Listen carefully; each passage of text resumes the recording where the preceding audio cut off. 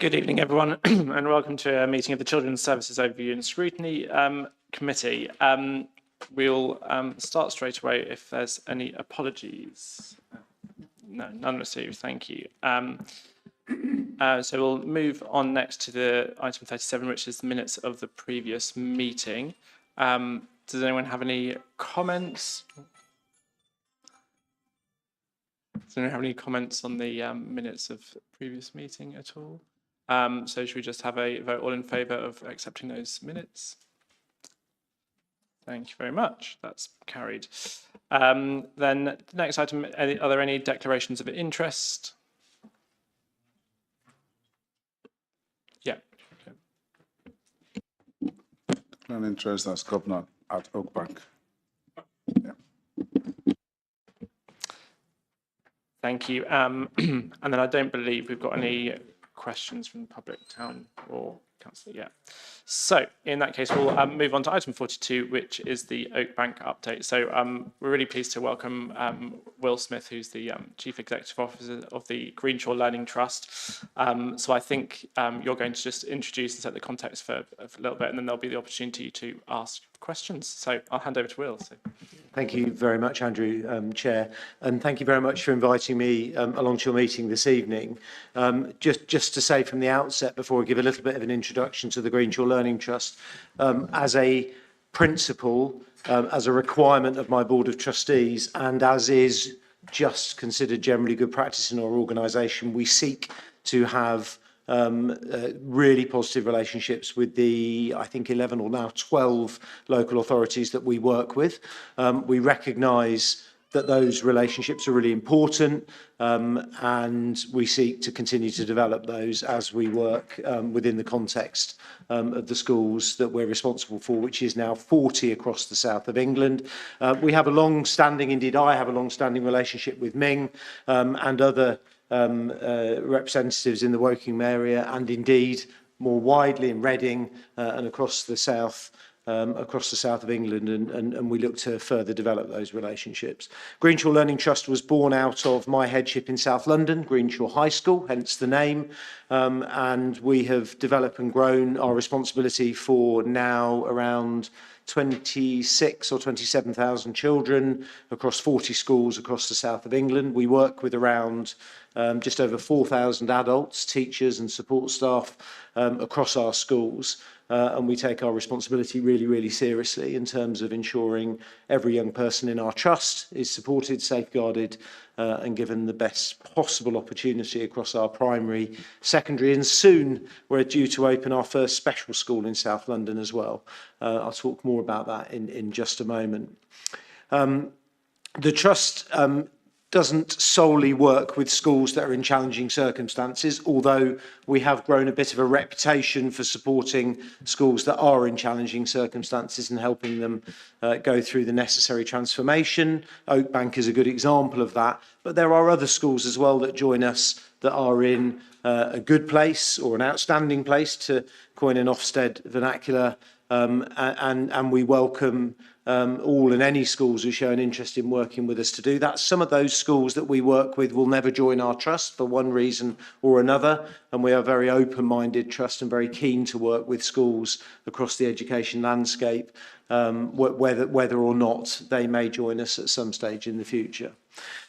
The history of Oak Bank won't need sharing with you in enormous detail. It is a school that has been through significant turmoil, and has ended up on the radar of the regional director for Ofsted. We were contacted by the Department for Education following the most recent Ofsted inspection at the school, with a view to providing support with a view to the school joining Greenshaw Learning Trust. It was previously in another trust that you'll be aware of. And the outcomes of the children at the school, certainly when we first visited, were pretty dire. Again, I won't go through the whole of the Ofsted report, which you'll have been through in some detail, but there's a line in there that was stark to me that I'd never seen in any other Ofsted report, and that was the line, and I paraphrase this, that the adults that were responsible for the children had failed in their statutory responsibility to keep them safe. When you read a line like that in an Ofsted report, things have gone wrong. very seriously wrong. What I can report to you today is that the children at Oakbank are safe. It doesn't mean to, and that's a low bar in many ways, because schools do much more than just keep children safe. But the first thing we've done is work with the community to ensure that the children are safe. Much more has happened since then. I'm delighted to say Jonathan Heap, who's one of our assistant directors, took immediate responsibility for the leadership within the school. We've subsequently appointed Rob Gerrard as substantive head teacher.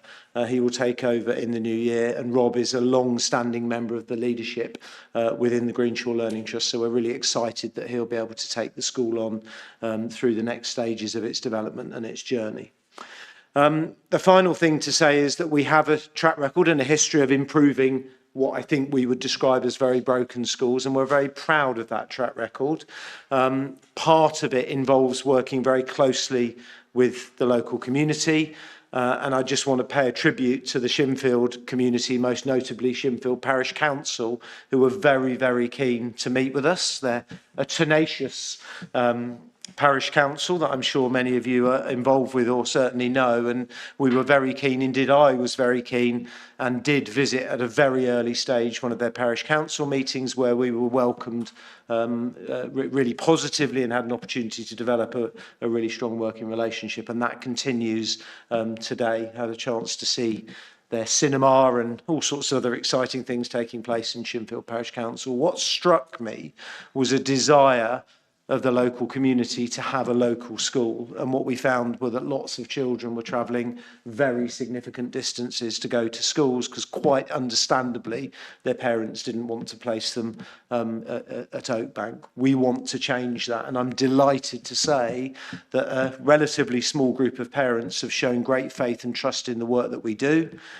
We took them off to a couple of our other local schools to show them, or relatively local schools, to show them the outcome of some of the work that we've done in schools, and they chose to trust us with their children from this September. So we have a cohort of children, albeit a very small cohort of children, who are absolutely thriving as they start their journey with us at Oakbank. But it's not just those children that are important to us, it's all the children in Oakbank, most notably the children at the end of last year who took their GCSEs, and those that will take their GCSEs this year, that we are really focused on ensuring that we can fill some of the gaps that have been left by their experience over the previous 2, 3, 4, 5 years. And those gaps are being filled, and we feel like things are moving on really positively.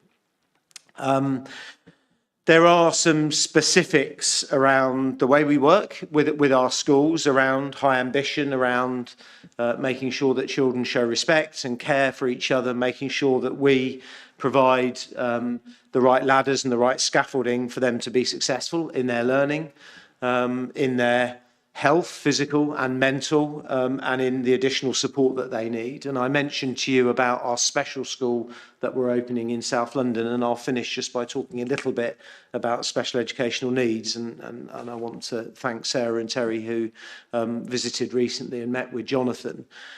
We take our responsibility for children who have special educational needs, EHCPs or passports for learning if they don't have full EHCPs, very seriously, and our trust has a track record of working with children with special educational needs that I am very proud of. We have a number of special educational needs bases across our trust that work in and with our schools, for children with autism in primary and secondary, for children with hearing impairment, for children with speech and language, for children who have SEMH challenges and moderate and severe learning difficulties, in particular in some of our schools a bit further out towards the west. So we employ therapists of all types: speech therapists, play therapists, occupational therapists, massage therapists for some of our children with acute autism. We employ HLTAs, and we try to wrap around the support that our children need to thrive. And in some of the schools that I'm responsible for, some of the outcomes for children with special educational needs are in line with, and in some cases exceed, the outcomes for some of the children who don't come into our schools by virtue of their special educational needs. Final thing I will say, we don't always get it right. And I think any organisation that stands up and says they're perfect and they get everything right is lying to you. We don't get everything right, and we seek feedback at every opportunity. Our mantra in our trust is always learning, and we are always learning, which is what we want our children to be and our adults to be. And the relationship that we have with you as we develop our provision in Wokingham is one example of the kind of feedback that we relish and we welcome. So I'm here today not to tell you that we're perfect, but to tell you we have a track record of success.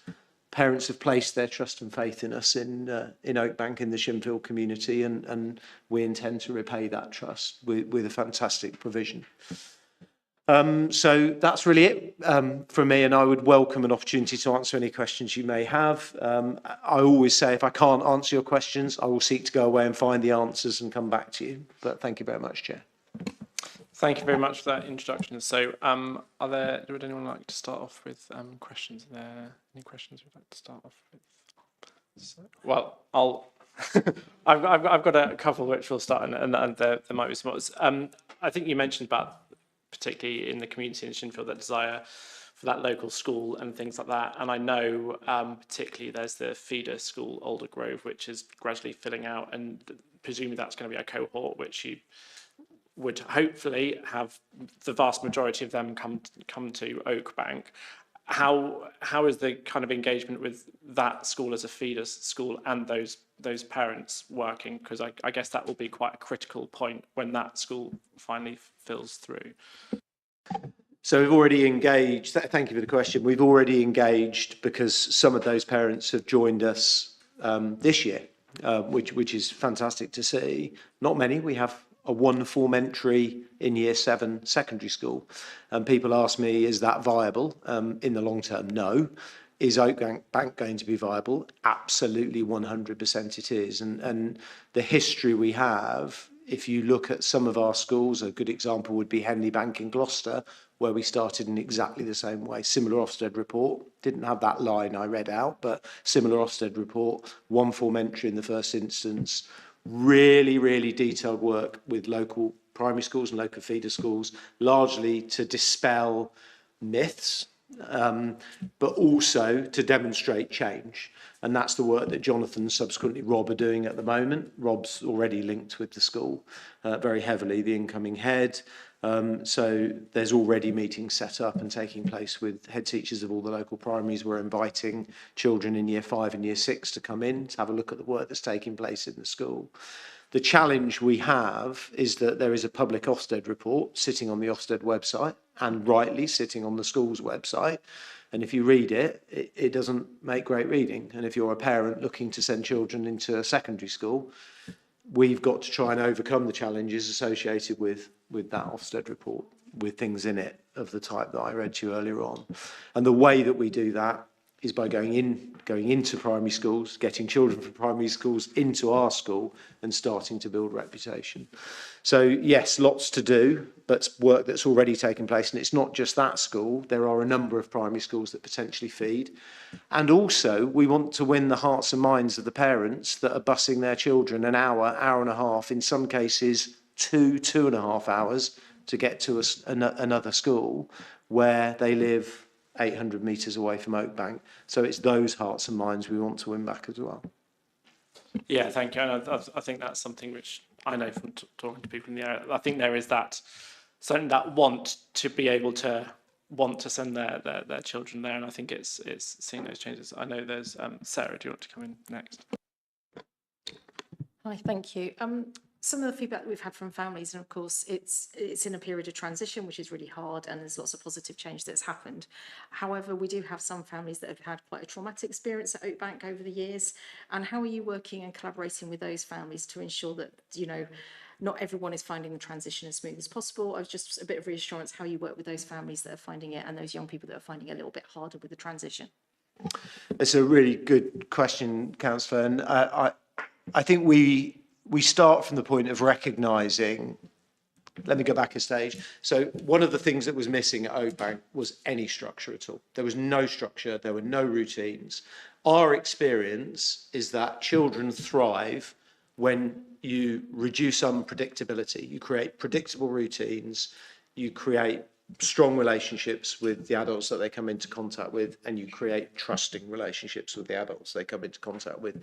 But above everything, they need a structure and a system and a process and a set of routines so that when they arrive at school, they know what's going to happen. And that predictability, in our experience, breeds fantastic outcomes. That's our experience so far. There are always going to be children and indeed families, and we see that and have experience of that, who find those transitions difficult. I mean, change is difficult for anybody, including us, but for families of children, where those children and indeed those families who have been through what you might describe as, in some cases, trauma, it's important that we put the right support in place. So what we won't ever do is lower our ambitions and our expectations. We'll always have, and we are unapologetic about this, high expectations and ambitions of our children, because that's how we ensure we get the best possible outcomes for children. Rather, what we look to do is scaffold children up onto those high expectations.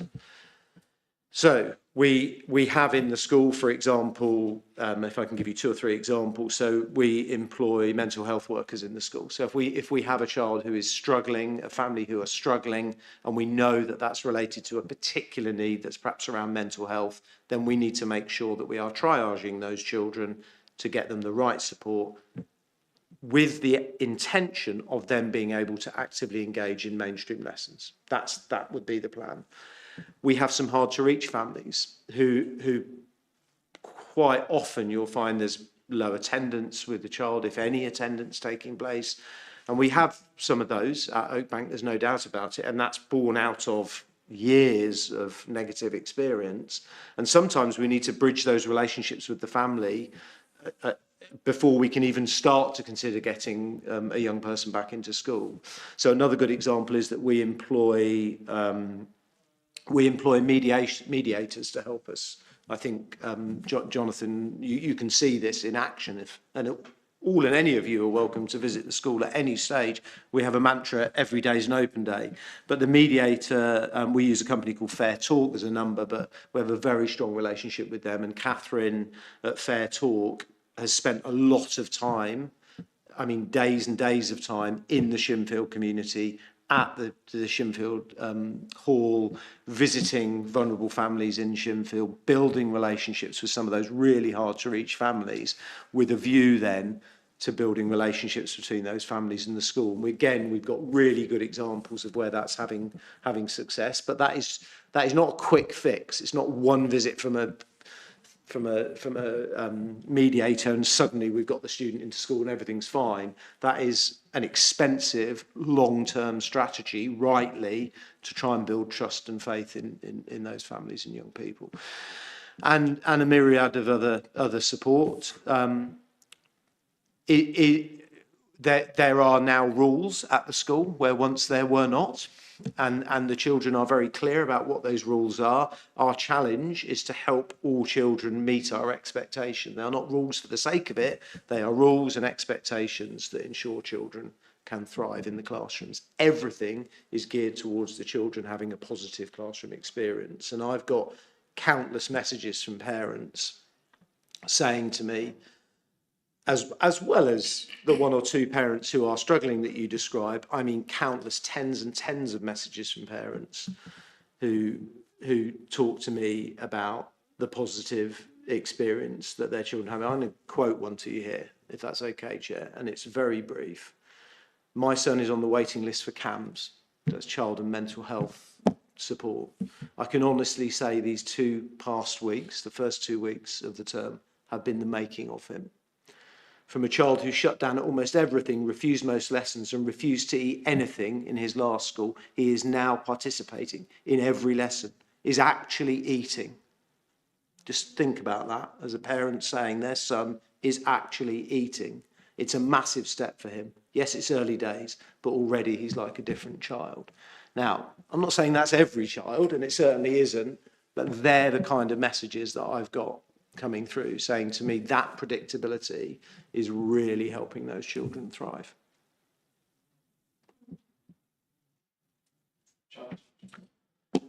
Thank you. I was going to say, and what you've said tonight is very welcome and encouraging. It brought to mind a conversation I had with a head teacher of a local-ish school about 5 or 6 years ago. Now, that school was trying to get from inadequate Ofsted rating to good, and I know they're all changing, so it's a... This person told me at the time that they thought it would be a 5-year journey to restore the credibility with the parent body. And it was related to that. I know your intake this year, for reasons which are entirely understandable, is small. But money, if I'm correct, follows pupil numbers. So I wondered if you'd just talk about what realistic journey we're looking at, basically to restore this school to what it should be. It's a really good question, and you know, I'd like to be able to guarantee you that in the space of 2 years, etc. What I can say is born out of experience. And the most similar school to Oakbank is Henley Bank, which is the one I mentioned earlier on. We picked it up. Not a single child chose to come to that school. So every child that arrived in year 7, and it was less than the number that have arrived at Oakbank, they arrived because there was no other school for them to go to and the parents had no choice. And if we fast forward 5 years, the school is full and it has a waiting list. So that's one example. If I can give you some markers, what I consider to be markers of success in a transformation of a school, and let's take Oakbank as an example, a big indicator for us was going to be how many parents and families turned out to open evening this year. We had probably a 2/3 to 3/4 full hall of parents. And we were like, wow, you know, the children, I'm not saying they're all going to choose Oakbank, but they're all interested in finding out what goes on. And I suspect most of them were local parents. If I kind of fast forward and think, where are we going to be next September? I would hope that we would have 2 or 3 forms of entry next year. And I would hope it would grow in line with that. What's going to happen is that the number of pupils in the school, and it's important you understand this, although it's not particularly complex maths, we've got fuller year group. We're going to have fuller year groups further up the school. And as they leave and the smaller year groups come through, there will be a dip in number of pupils in the school. We recognise that. We're used to dealing with that from a financial perspective. And because we've got Heartland High relatively close, and we've got other schools not as close as Heartland High, we can benefit from scales that a single school can't. And to be perfectly blunt, a trust running the school with no other secondary schools anywhere near it would struggle to do, to mean that we can create that as a sustainable school going forward. I think you can expect within a year to see the tide change in terms of the view of the community on the school, and within 2 or 3 years I think we're going to have a thriving community school. That's our ambition. But if it goes along the lines of Henley Bank, I've given you the time frames for that. But we're used to this. We are used to it. But you are committed long term to this. 100%. We've never ever taken on a school and then said, oh, actually it's not working, we give up. It will be a success, that I can guarantee you. Thank you. Chris, did you want to? So as a young person in the school, what would I have seen change that would give me sort of, because it's buy-in, isn't it? You know, as a young person, if you believe that things are improving, you will then follow where it's going. So what, as a young person, would you see in a school to go, actually, I think we've turned the corner, I think this has changed, and sort of bringing that community together so there's a more positive feel? I'll just start by quoting another message. My daughter is so happy, this is after 3 weeks, and said she has learnt more this term after 3 weeks than all of the first year. She's in year 8 currently, so second year. As the classes are not being distracted, I love the new uniform, and seeing the self-respect in how smart they looked is wonderful. That's from a parent. So to answer your question directly, councillor, really, really good question. And I think we do a lot of a day in the life of kind of conversation. So what does it look like for a student coming into that school now?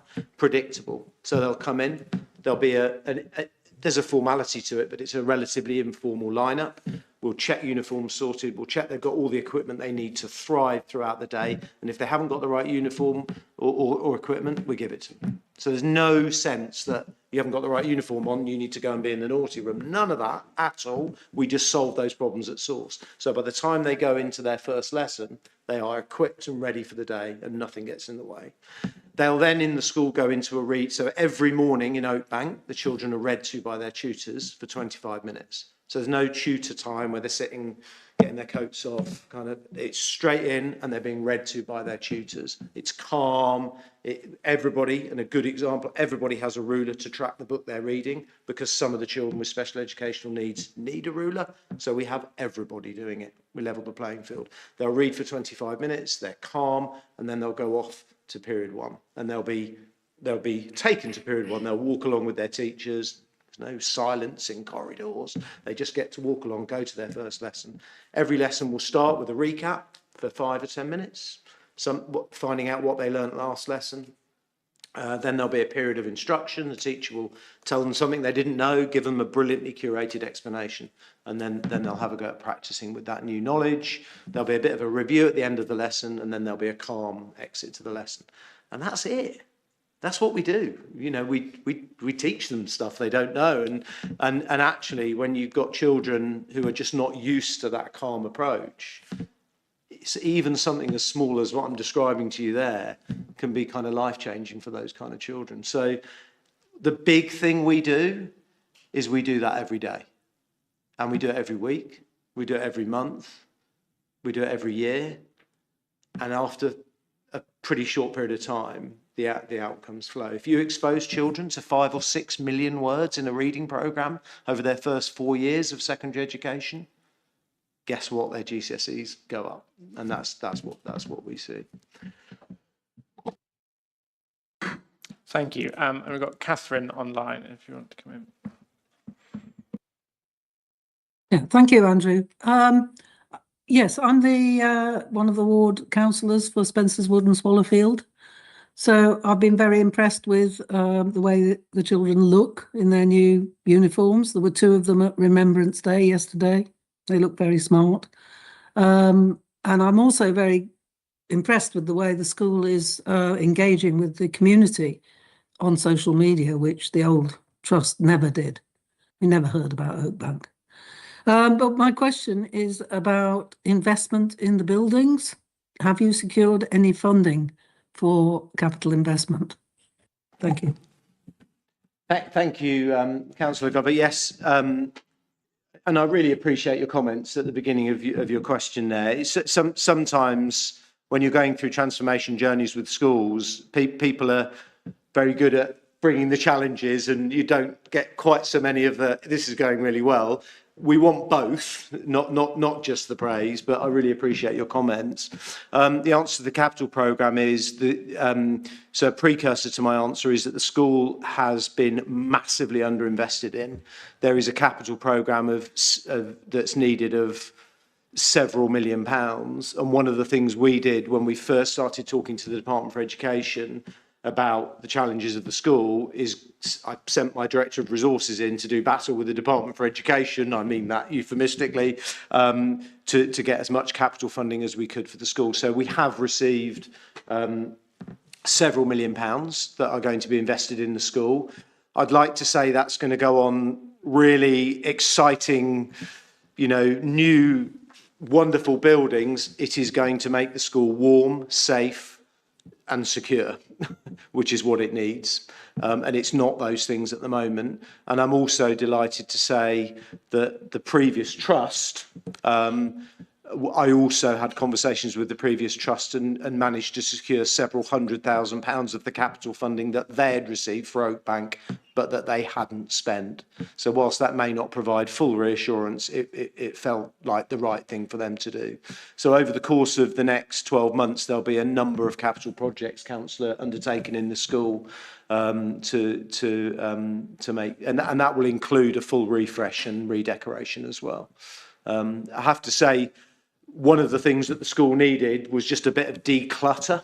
And one of the things we find when we go into new schools or schools that are new to us is that we just need 4 or 5 skips at the front to get rid of lots and lots of clutter that is unnecessary.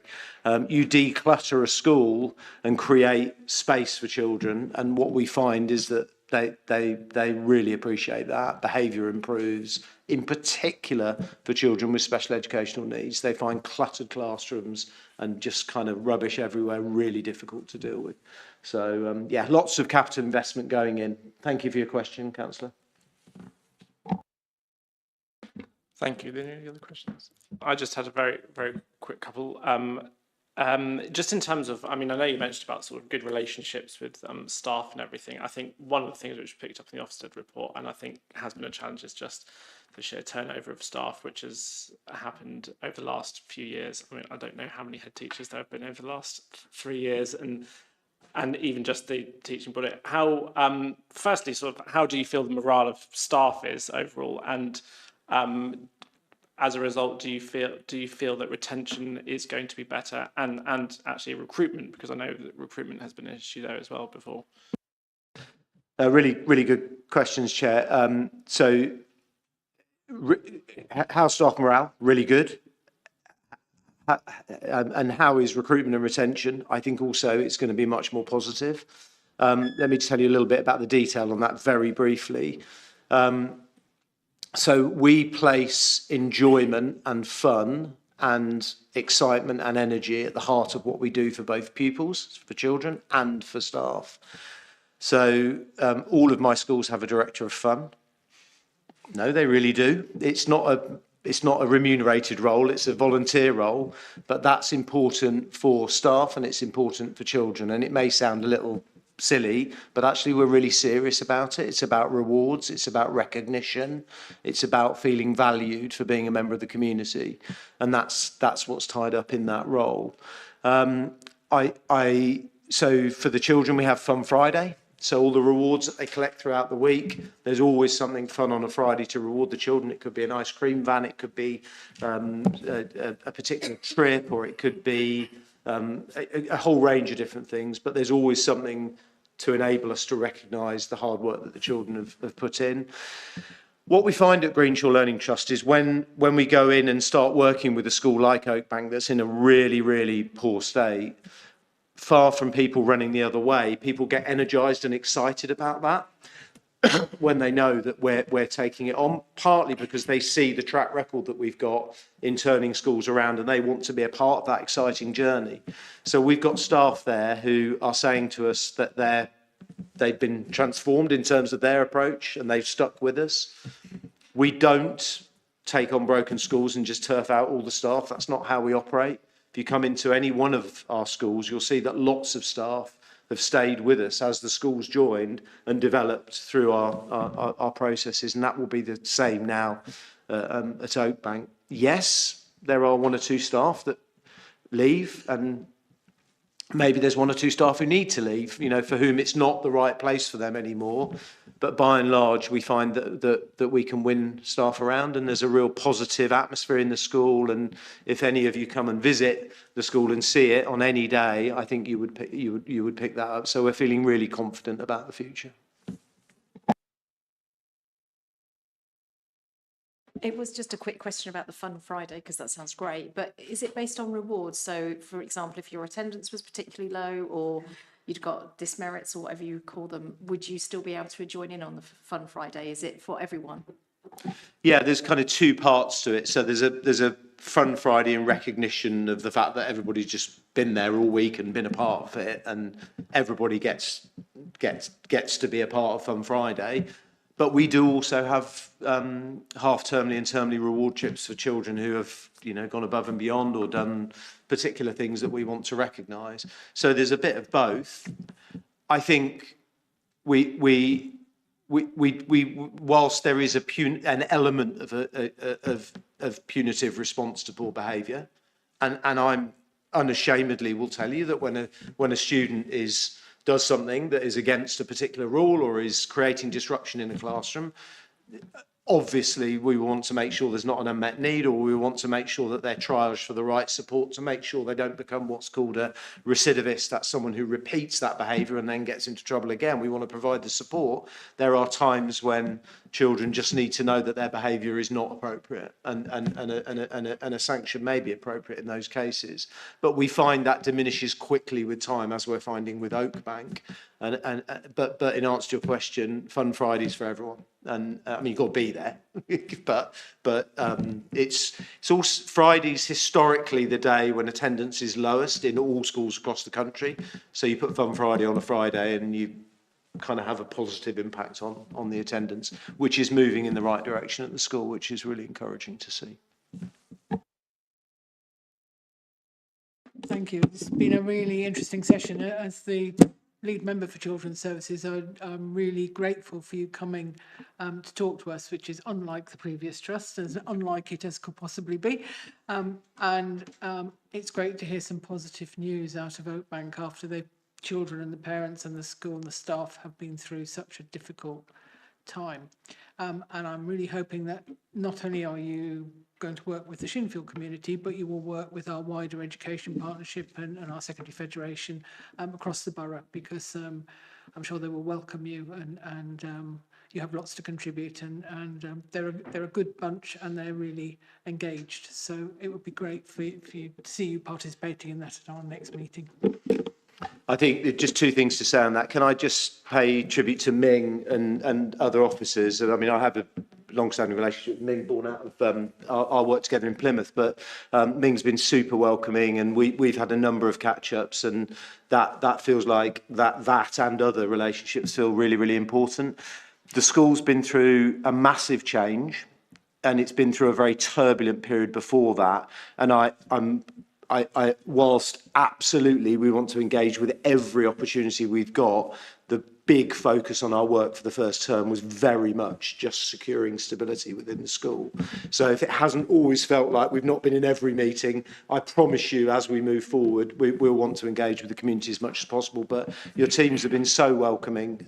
We really appreciate it. It wasn't a criticism, it was more we are trying to be welcoming, and we hope when you're ready you'll take up the invitation. And it feels a very welcoming place to be. So thank you very much. Thank you. I was going to very finally ask as well, is there anything, any other support or anything else that the local authority can provide? I mean, I know an academy is sort of separate from that, but is there anything else that the council can do which would help? Additional 5 million of capital funding would be lovely. Can we do that? Although Shinfield Parish Council seem to have their hands on some funds somewhere, so we're having some good conversations with them. I'm being slightly facetious. I think I would welcome the opportunity to come back here if it's in 6 months or a year's time, talk to you about how things are going again. You know, we want to keep that relationship going. I shared with you earlier on, we're in conversations with 1 or 2 other local schools about possible prospects. Your support and your word to the community. You are the representatives of the local communities, and we and they value you by definition. So your support in communicating with those communities, but also bringing to us any challenges. We're not, you know, we don't shy away from the difficult conversations as well. So I encourage you to talk to us if things aren't working or if there's a challenge. We want to know and we want to resolve those things, but I've really appreciated the opportunity this evening. Thank you very much. I don't think there are any other questions, but yeah, thank you ever so much for your time. And I think, as Prue mentioned, I think it's really appreciated the level of engagement with us, and I know with the parish as well. It's been a stark contrast, I think, to previous experience we've had. So I think that's been really positive. And yeah, I think we'd welcome maybe the opportunity in a year's time, maybe to sort of reflect on, you know, how the year's been, because I know it's early days, but I know. Yeah, I appreciate everything that's happened so far. So thank you for coming, and yeah, thank you. Thank you, Chair.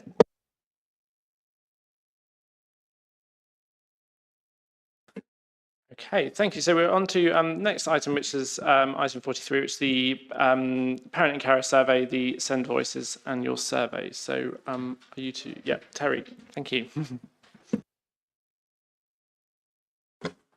Thank you. Would it be possible for Lucienne to share the presentation? Fabulous.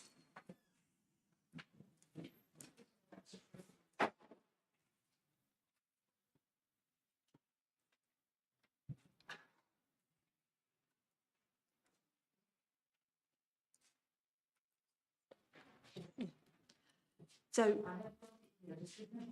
that's okay. Shall I start and then we can just whiz through the first few bits? So this is the 4th year of running our annual SEND survey. And once again, it went out in the second half of the summer term. It goes out as wide as we can share it through schools, through our mailing list, through the local offer newsletter. And we received 168 responses this year, which is slightly lower than we've had in previous years, but that came straight off the back of a PINS parent carer survey. As you know, Wokingham is part of the PINS project, and we had a fantastic 791 responses to that, and we think a lot of the parents thought they'd already filled in the Send Voices survey, so were confused that they then had to fill in a second one.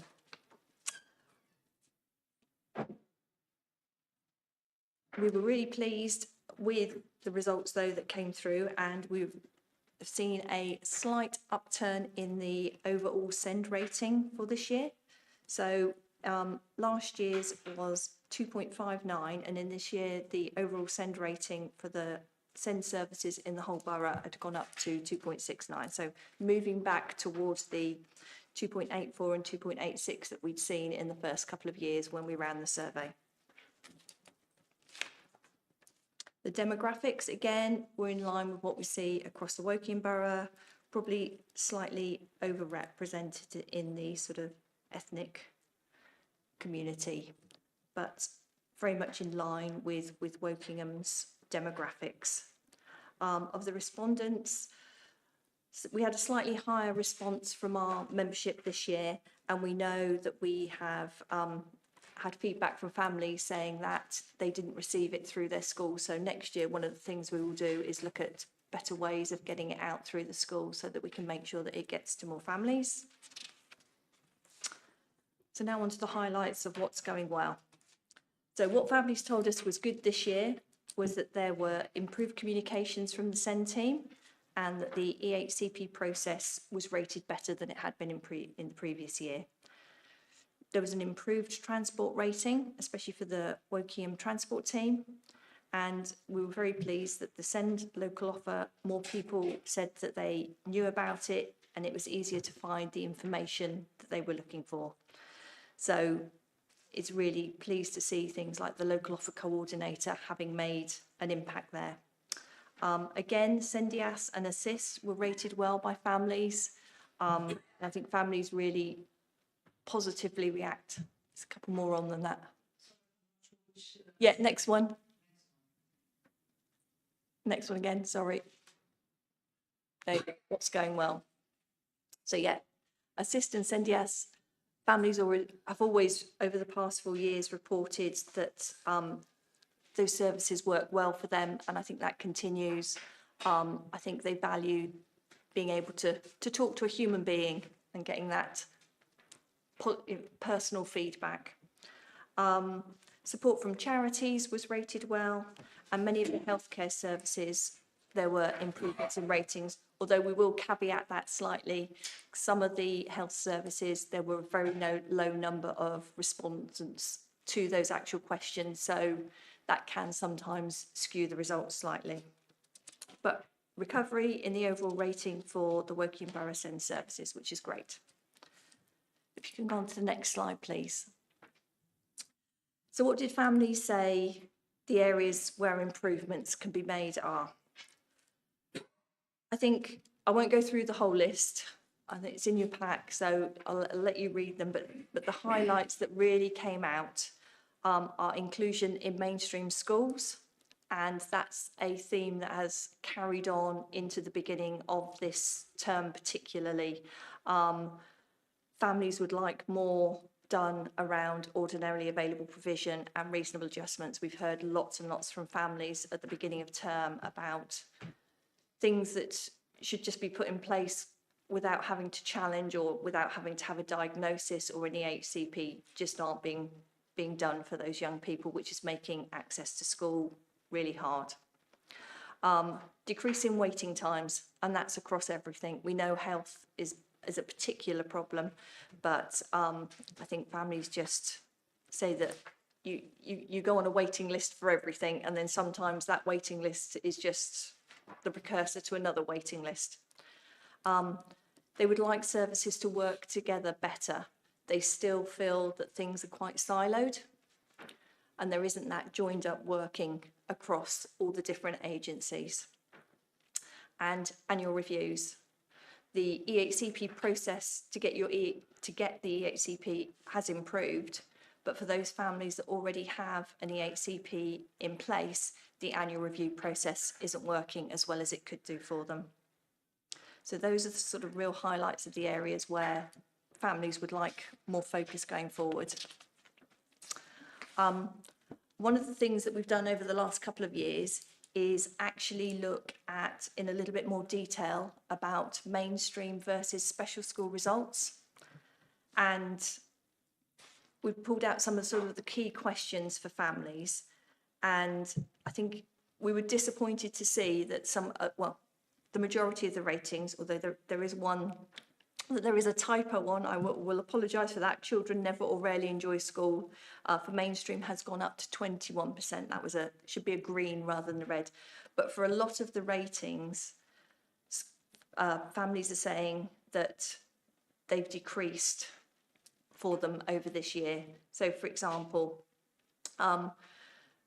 in mainstream schools in 2024, 42% said that they thought that their child's setting was well resourced, but only 28% this year. And I have got a comparison of 24 to 25, which I can share with you to send out with the minutes, if that would be useful for people, so that you can see the 24 to 25 comparison. And then the last one is just sort of some of the feedback that we got from families in the summer term, which just echoes some of the things that came through in the survey. So centre communication, in the survey it came out as improving, but what we're hearing from some families is they're still getting a bit of a mixed experience. So I think it's getting consistency across the whole SEND team is what families would like. Annual reviews came out strongly. Reasonable adjustments and ordinarily available seems to be just a theme that's coming out across everything at the moment. And families would like more access to information. So I think they would like their schools to be able to provide them with more help and support and signpost them more to information and support that's out there. And one of the things that's come out really strongly in the PINS work that we've been doing is masking. That families will say that, or, you know, the school will say to them, well, the child's absolutely fine in school, but when they get home, they're completely dysregulated, meltdowns, what have you. And that's a really big theme. And I know that's a piece of work that we've been talking to Hayley and her team about, and they're commissioning some work to help support around masking. So that would be really good. Can you just remind everyone what PINS is? Because I'm not sure PINS. everyone remembers from previous. It's the Partnership for Inclusion of Neurodiversity in Schools, and 30 of our primary schools are involved in this, and it's a piece of work that's NHS England and DFE are providing some funding to support some targeted work with those 30 schools to provide them with training and support, and we go in and run parent engagement sessions with the schools to find out from families what's working well and what's not working well in those schools, so we can share the good practice and then identify areas where the schools might need additional help and support to help those youngsters. So it's the second year of the project for PINS, and last year, because it's on an ICB footprint, and last year the funding went to Reading, and this year we were lucky enough to get the funding for 30 schools in our primary schools. Yeah, and the one last thing, that's parent anxiety seems to be going up and up, and I think that's a whole gambit of things that are much bigger than just what's happening in Wokingham, in terms of what's going to happen in the Send white paper, things like that, and you know, lots of speculation about what might or might not be happening.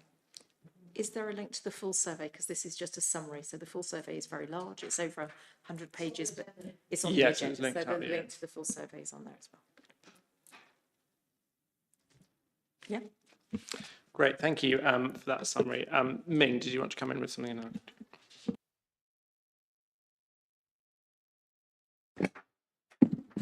Yeah, Chair, thank you. Just would like to add, same as previous years, once all agency receives the service, all agencies really welcome this service. This is a very important piece of work to inform our improvement journey. And this already been presented to Science Strategic Board, Assurance Board, we analyze the feedback. When I say we, not just local authority, health service, local authority, school, etc. Same as last year, that would be an important piece of work to inform our next step, to inform our improvement journey. And we will also full response detail how the partnership has responded to the feedback. We are going to work on that with the partner, and we agree to respond to in full our water balance. It's very important for us. Thank you. Charles, did you want to come in? Yeah, thank you. I was just going to ask, you mentioned this point about inclusion in mainstream schools and also the drop-off in satisfaction, which is quite marked. Is this across all schools evenly, or there are some particular ones, and I'm not asking you to name names, which are problems? Yes, it can be a bit of a postcode lottery. Some schools do inclusion really well, others could learn from those schools that have got really good practice.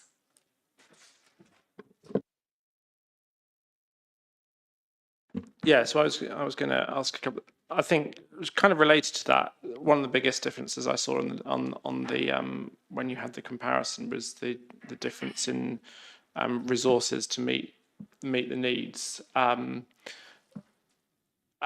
I guess my question is it about wider investment in mainstream settings, either whether it's hubs in a school, or are there any examples where the mainstream really struggle to just meet the needs of the child in those cases? Yeah. It's a bit of a tricky one. I think some of it's down to the ethos of the school and whether they embrace SEND and whether they want to support those young people and what reasonable adjustments. And some schools go way above and beyond in terms of supporting young people. They do fantastic things. Shall I give you some Yeah. national examples, because it's a bit small in work here?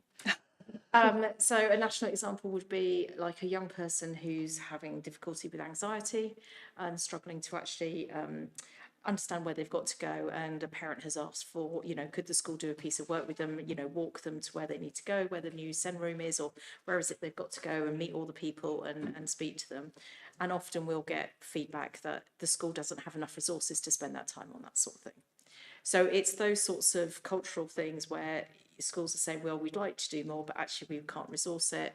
And a lot will be around reasonable adjustments. And I think there is still a large sort of issue around that inclusive culture. So, for example, I know of one individual that was self-harming, and in the hot weather in the summer, they were wearing leggings instead of the PE shorts, and got accosted by a teacher saying, actually, you're in the wrong uniform. And it was like, I've got permission, that sort of thing, and it escalated, and now that child feels too anxious to go into school. So some of it is around the school's communication, around the needs of all those individual pupils, and I think some of it is around that leadership culture, but other parts are also around resourcing. So I think, like the Greenshaw Will was mentioning, is around, like making sure that you've got mental health teams in schools, that you can employ all those people, like therapy dogs and that sort of thing, that help support children back into lessons and help work with families in order to get them back into school and collaborate with families. So I think where we find the pins has been really helpful, but in particular is that's about breaking down some of those cultural barriers where relationships can often break down with families, particularly if you've had a long period of SEND, and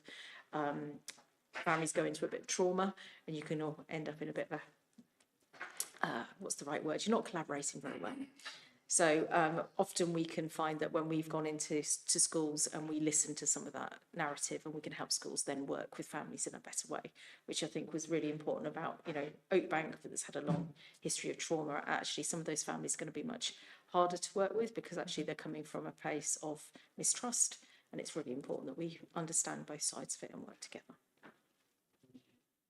So with lots of those kind of resource things, it's not necessarily massive things. It's often just a culmination of small things. Sometimes it can be small things.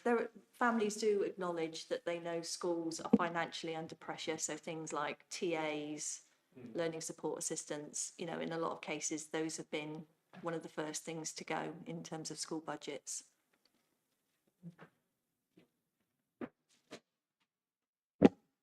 Do we feel that with the resourcing as well, is there a link between staffing? For example, if you're having a lot of supply teachers who don't know you, obviously that will exacerbate your problems. Whereas in a situation where everything is fully staffed and you have those stable relationships with the teacher, those things are much easier to manage. Yeah, quite often the young people will struggle. You know, they don't like change. You have a new teacher every. I think it couple of also weeks, depends on yeah. how you resource as a school, the decisions that you make on how you resource those. If a teacher is off sick, for example, some schools will actually resource it within their own staffing system and others will go for external. So it depends on the school culture around how you fill those gaps as well. Thank you. And I guess one of my other questions is, and it might be to you, it might be to Emma, is what's the next step with this survey? I know it's so where does this come to next, or are there any action points which is Emma for? Yeah. So I think kind of reflecting on kind of the feedback that we received last year, we took the survey went to, as Ming said, to our assurance board and to our SEND strategic partnership board. Also, the findings and feedback in relation to individual agencies is fed back to those agencies. So, so each agency needs to reflect on, you know, kind of what goes into their action plan, but then how we monitor that. And we last year. We did you said we did as a result of the feedback, and it's pleasing to see that there has been some feedback, that there has been some positive changes and developments. Clearly there's more for us to do from a local authority perspective. It's around consistency, it's around that system working, and how we as strategic leaders and operational leaders are making things more joined up for children, and we have got later on we'll go on to talk about some of the Families First Partnership and the Best Start in Life family hubs, that and those will be points of coordination and co-location, which will also help improve joint working relationships between professionals in terms of getting it right for children as early as possible, and children and families not having to be waiting. So we will feed back, and we will feed back to this committee in relation to kind of the action plan and the key priorities that we will be taking forward as a result of the feedback in subsequent overview and scrutiny committees. And just to add to that, we also run fairly frequent events. I've forgotten the frequency, Terry will remind me. Well, Ming attends and his team, and as well as the health partners come along to talk to families, and often the things that have raised in the survey will then also get discussed at those events, so that families can hear directly from all those involved to feedback on what they have done. And I was sort of, from some of your feedback as well, I'm just thinking, and I know it's a really complex system in terms of, there's some stuff which is, I guess, the strategic stuff which the local authority can look at, but a lot of it as well, I suspect, is that day-to-day stuff which schools are doing, and the schools' either relationships with parents and those students as well. And I'm just trying to think, how can this feed through to all of the individual schools as well? I know that, I guess the point of contact would be the SENCO in most cases with that, but are they all involved in the SEND strategic partnership, or how does that work? I have been previously to the primary schools to talk about the SEND survey. So it would be really, I think it would be really positive to do the same for the senior schools. Definitely. Just to add, because we're Parent Carer Forum, there is a whole network of us. So this sort of work does feed into our regional work as part of SE19, and it also feeds into our national work. So all the information and the experiences get fed through. So hopefully it will start to impact regional and national policy. To answer your question, really, I think we do have a good representative of school head teacher from special school, primary mainstream, secondary mainstreams, but because of change of head teacher in the past couple of years. So I went back to secondary federation to make sure they are well represented. The agenda we discussed at the same strategic board are taken back to school. So let being work on. I think they are really committed to that. So we're quite confident that these kind of things are being fed back to all the schools essentially in the area. Yeah, thank you. Yeah, Moses, do you want to I'm not sure. The rating looks relatively historically low. 2.69 is an improvement on previous. Out of 5, there seems to be more areas where improvement is required. So, how does this compare with neighboring boroughs, if that data exists? Sorry, I didn't quite catch that. Are you asking for how do we the neighbouring boroughs? Well, we all do something slightly different. So not all forums have the same questions, so it's very hard to measure exactly what each local area is doing. We are looking at getting some regional funding as forums and working with the SE19 and CESLIP, which is the Southeast.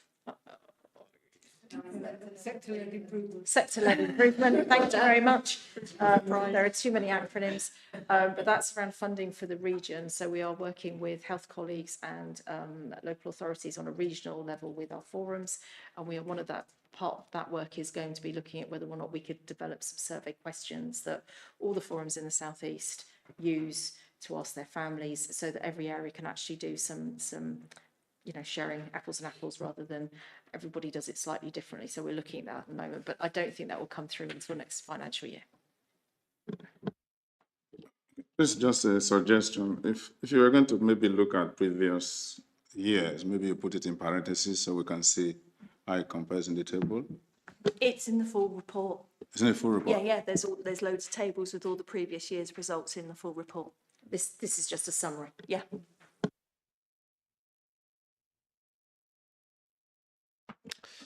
Thank you. Are there any other questions from anyone else or comments with that?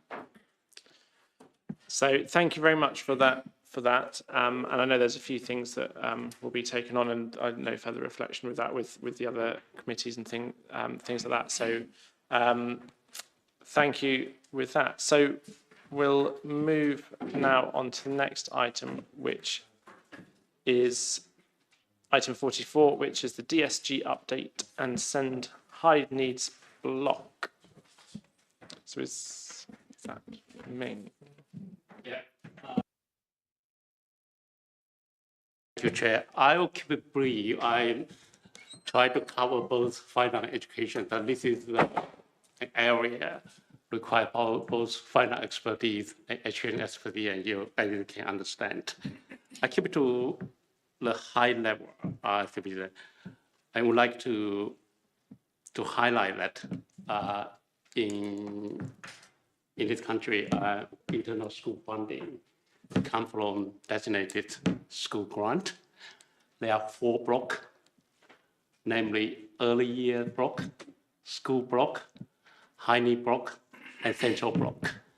So when we talk about DSG in deficit across country, probably mostly refer to high need block transfer, because high need block has such a high deficit across country.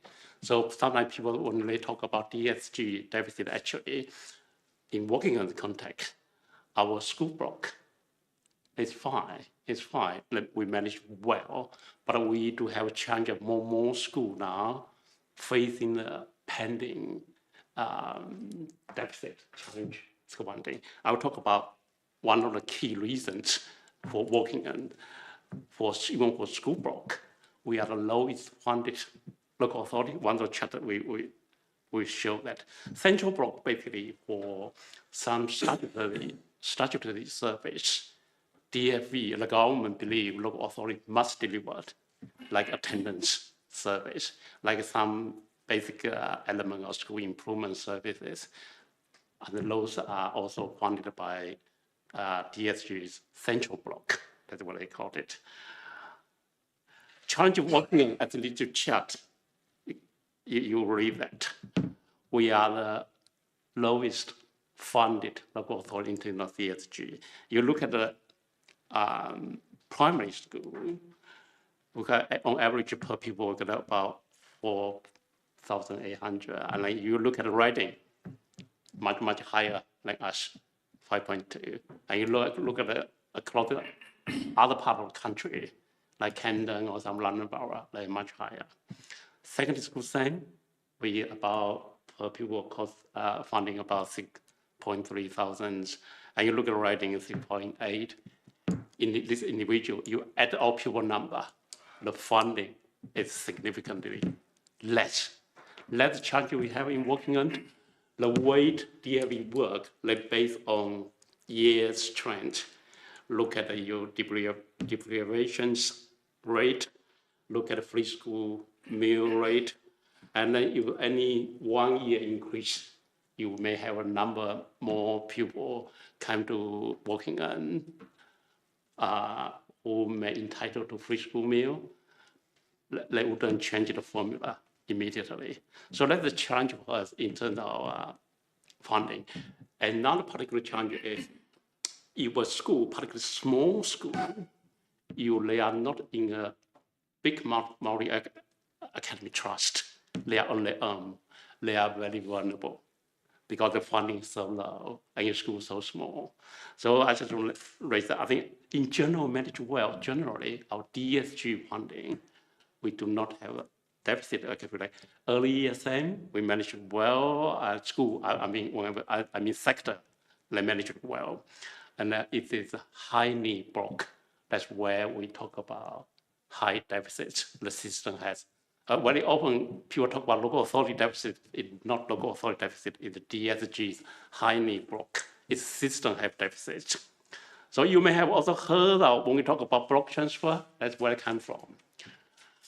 It's a practice. When you have a finite pot of money, locally you can decide how to move money around. You may want to move some school block money to high need block because high need block is such a high challenge. But of course, if you are school leader, your head teacher, you say, I don't want you to move my school block money into high need block. But high need block is more about whole system put in the central pot. Just to give you a high level picture of where the funding comes from, why we are one of the lowest funded local authority, because for years we were not considered as the most deprived area, and free school meal is not high if compared to other high funding local authority. And in terms of high need block funding, I would like one thing I'd like to report. For current year, initially we have a budget deficit, which we need reported to DFE because we are one of the safety world authority. By Q2, we found it actually through all of the good work partnership have been doing.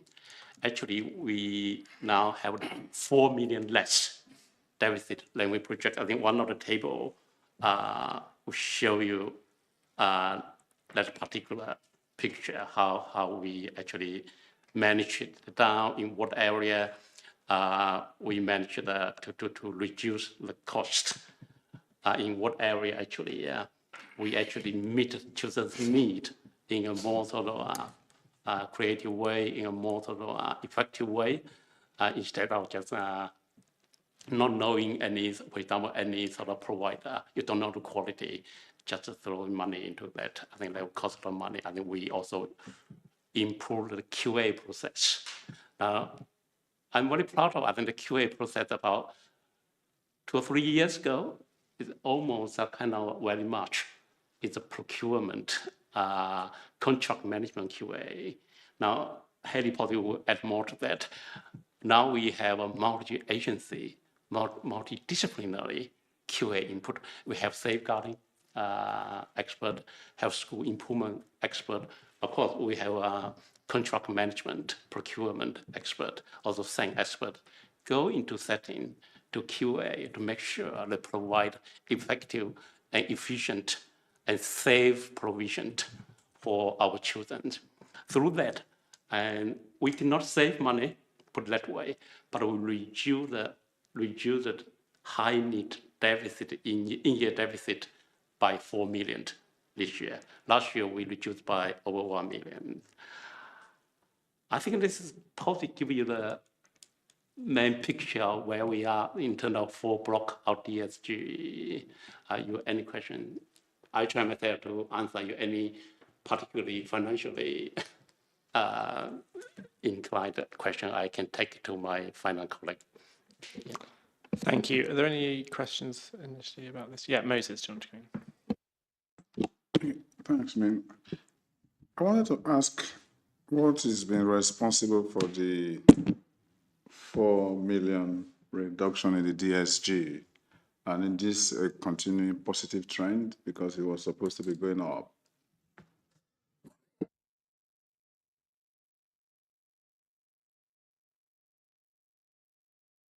Can you do your microphone thing? Microphone. Yeah, that's a very good question. I think we have, in 70-hour program, we have 14 work streams. Okay, try to meet children's need in a more efficient way and then make sure we have good quality, know what outcome. In terms of what area, I can show you one particular area we are very proud of. This year, we played about 134 out of my head people in further education college instead of independent, non-maintained post-16 provision, which makes huge difference. That comes from strong partnership. We work with the Reading College and someone called Michelle Parker. I'm very, very proud of that name. She now part of our Saint delivery. And now we also have a post-16 SAM lead, called Sarah. She reached out to all those colleges, as you know, working on, we don't have college locally, but Reading is relatively close to us. And we work with them. We said that those young people, not necessarily you have ambition to have a glossy first degree courses, whatever. We want level 1, level 2 courses to enable young people to get into next step. So they responded. They actually expand the level 1, level 2 courses. So we were able to place 134 people there, while the year before, literally none. So as you can imagine, you have to place those into very expensive, independent, non-maintained school.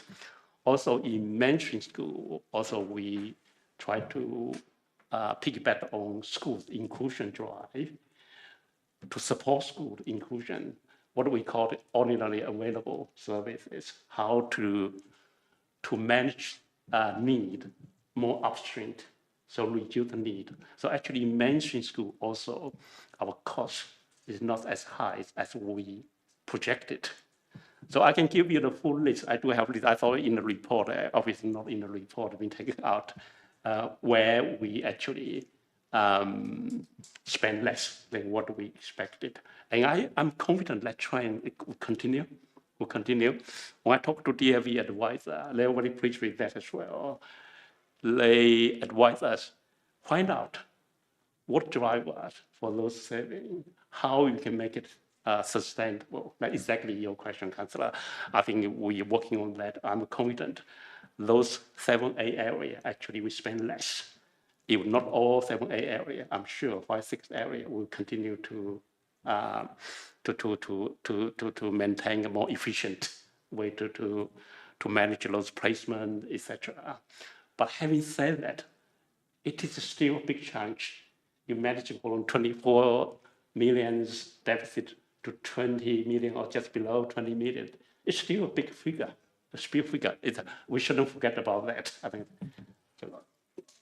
Yeah, thanks, man. It's still a big figure, but at least it's not because because at least Emma knows I'm familiar with this DSG stuff. So this is a bit of a good news that the rate of increase is sort of slowing down. Yeah, Because I remember early in the year with like alarm bells were ringing. So you are doing something different that is bringing it down. That's all. Okay. Thank you. Yeah, Emma, do you want- I think also, so we have kind of quite tight governance in respect of the programme and the tracking of what's working and what's not. And I think the system is much more mobilised to make change together, in partnership together. And I suppose the area that we need to work on is so that is being felt by parents and children. And I think Ming's given a really good example of, for those 134 young people who are attending college locally, and we've also in parallel been supporting with independent travel training that will also enable those young people, and that is having some quite life-changing impacts, because it's not just your ability to get to college, it's also the links with the wider community, but also those young people are not having to travel much further in terms of independent non-maintained special schools, of which the outcomes are not always as effective as children and young people attending local provision. So it's whilst not compromising on quality, we're also, as well as delivering more efficiencies within the programme, it's also about making sure that we're doing that in a way that is meeting children's needs and families' needs. Just like at the councillor, I think I just put out a figure now, just for making our placement of independent and non-maintained very expensive in their industry now. By managing that better, we save nearly 2 million, 1.827 million. That's another example. Thank you. I just had a couple of questions. One was about, I think it was in the schools forum, one of the safety valve priorities. I think last time we looked at it was moving the 0.5% from the main block to the high needs block, which I think was agreed last year, wasn't it? Is this something which is reviewed every year and has to be agreed, or is it sort of until further notice? And the kind of follow up with that is there a sort of, this is probably a difficult one, but is there a sort of tangible impact of what that money does, or is that money offsetting a huge deficit that and is it just sort of filling the hole of debt, or is there sort of tangible things which are being done with it? Yeah, it is written into our safety valve program, what block transfer. I hope I'm now you understand what block transfer means, what school block to high need block. It was written in our safety valve program with DFE, 1% as 1%. In past 2 years, a lot of our head teachers said it's really difficult, 1%. How we kind of reach the compromise? It's about partnership. So in past 2 years, we achieved 0.5% continually for 2 years. You look at the surge level country, a lot of local authorities in the country failed to achieve that with the school. I was just told the operation of I think it's what shouldn't matter. I think for 6 years they always say now. But having said that, this year we will have. I would like to share that we have more headwind because of funding challenge. A lot of school leaders said really, we are facing pending deficit. We're talking about the people worry about not having enough money over there. So we try to find some sort of more alternative way to do it. We are working with the school leader on that, but I would like to say that it will be more challenging. So I have discussed with the DFE advisor again, and his advice is that nationally it's become more challenge. But one thing I can clearly say that it's not just for money more to put into the high need deficit black hole. It's not about that. It's about using the money to do something tangible, good for our children, young people, good for the outcome for children, young people, and will support school better. I give you an example. We use the money for outreach support. In the past 2 years, we did a survey. The feedback from the school very positive. They want to have more sort of outreach support. The year before that, we spent about just over 400K. Last year, another 400K. We are thinking out because of such positive feedback from school, we want to invest over 600K for next year. But that message need to get back to school. This is something we'll invest on. At the moment, I have to say, that message is not quite there yet. School leaders still, you are absolutely right, Chair. Many school leaders believe, what's the point? Nationally, I have read those news, it's a black hole. You just put this 800K, 1 million into the black hole, no point. But locally, we do a lot of meaningful things, but we need to communicate it better to school.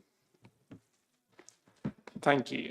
And kind of leading on to that, my second one was on the sort of government website where it's publishing it, Wokingham is listed as one of the local authorities where there's quite a few, the subsections of the funding is sort of more than 2.5% out of tolerance with the, I think it's mirroring in terms of the national funding formula, where it's a little bit lower, including the sort of primary and secondary free school meal allocation. Is that due to, does that have any relation to the 0.5% high needs block transfer?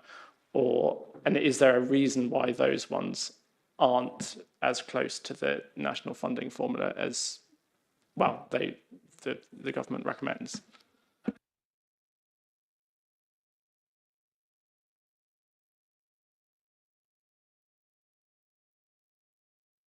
Yeah, as I said, I will consult my finance colleague to give you a full answer. But what I understand is past 2 years, the way we do it, again, it's a local creative way to do it. We list a list of school. We think they need to be protected. They were under minimum funding guarantee, or they are very small school. And at the same time, credit to secondary school in past 2 years, they said that we are the biggest school. We can contribute more. So in that sense, money has been, I think, put in a way. Some primary school, for example, they are funded to keep that level of funding close to national formula instead of taking 0.5% out. Let a little help. I don't think that's the main factor, but I can double check with my finance colleague and come back to you. Yeah, thank you. Because I think it's just, I mean, I know it's probably only a small amount, but the free school meal ones are sort of lower than the sort of national funding formula. It would be interesting to clarify why that is and whether that's a trade-off with something else somewhere down the line with that. Thank you. Is there any other questions on that? Thank you very much for that, detailed report with that and the update on those. So, we'll note those reports and, possibly if I'll follow up with the answer on that, that would be useful as well. So thank you. So we'll move on to item 45, which is the education and send update. So, Ming, I think it's you again.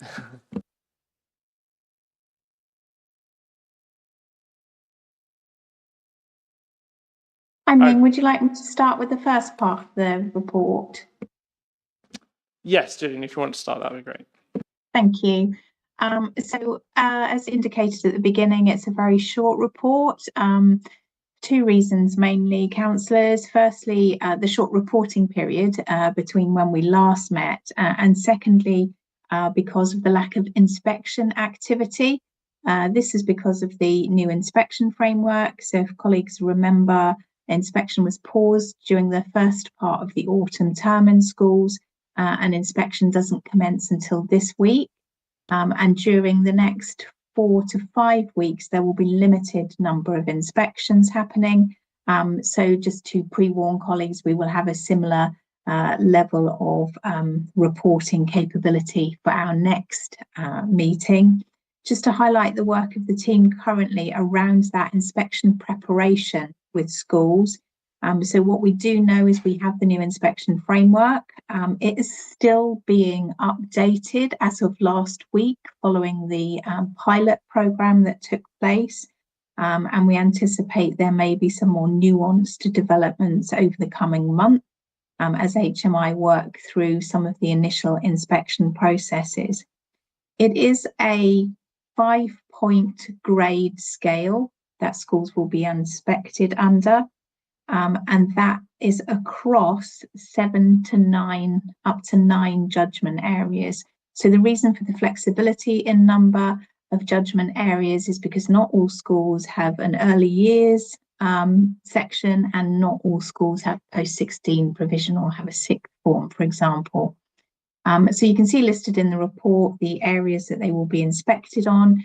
This will be reported in a new report card format. The easiest way I can bring this to life for you is if you are familiar with and have checked out your local GP practitioner and their report card from the CQC, then you will see a similar approach with a colour-coded system across the 5-point grades, running from red to blue through amber and green across those 5-point grades. And there will be a colour box for each of those 7 to 9 judgment areas. And there will be a small headline indicating underneath it with a click box that you can follow a little bit more information about how the school performed in that particular area. And we've been doing quite a bit of work in assisting schools to prepare for the inspection process. We've run a couple of workshops with schools already and have 2 more planned. Plus, we have senior HMI coming to the borough in 10 days' time, and we'll be running a face-to-face Q&A session for senior leaders in schools. So I'll pause there because that really is the summary of the report, Chair. Thank you. Are there any questions on that report there? No. Thank you very much for that. I know it's yeah, there's less activity at the moment, but thank you for that. And would you like to take us through your part? I mean, yeah.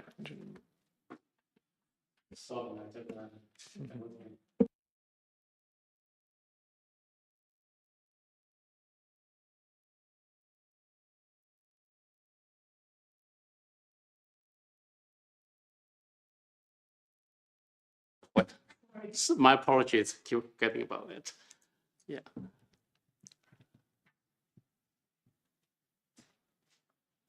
The all figure are here. I think I just don't want to go through all and internal current ECP people play in the bar, which have been reduced slightly, and then one place outside bar increased slightly in the opposite direction.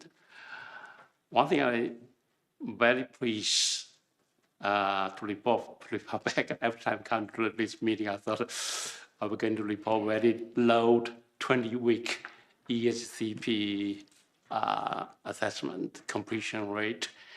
As you can see that in part 3/4, we have had a very low completion rate. And now we come back to national average in Q2, 54%. National average about 52%. I would like to say that in Q3 we start to have 71%, but that's for next meeting possibly. So that's a positive development in terms of timeliness of EHCP. tribunal case, there's some increase in tribunal cases. We believe, I think that's also something to do with what we try to improve the quality of assessment and placement.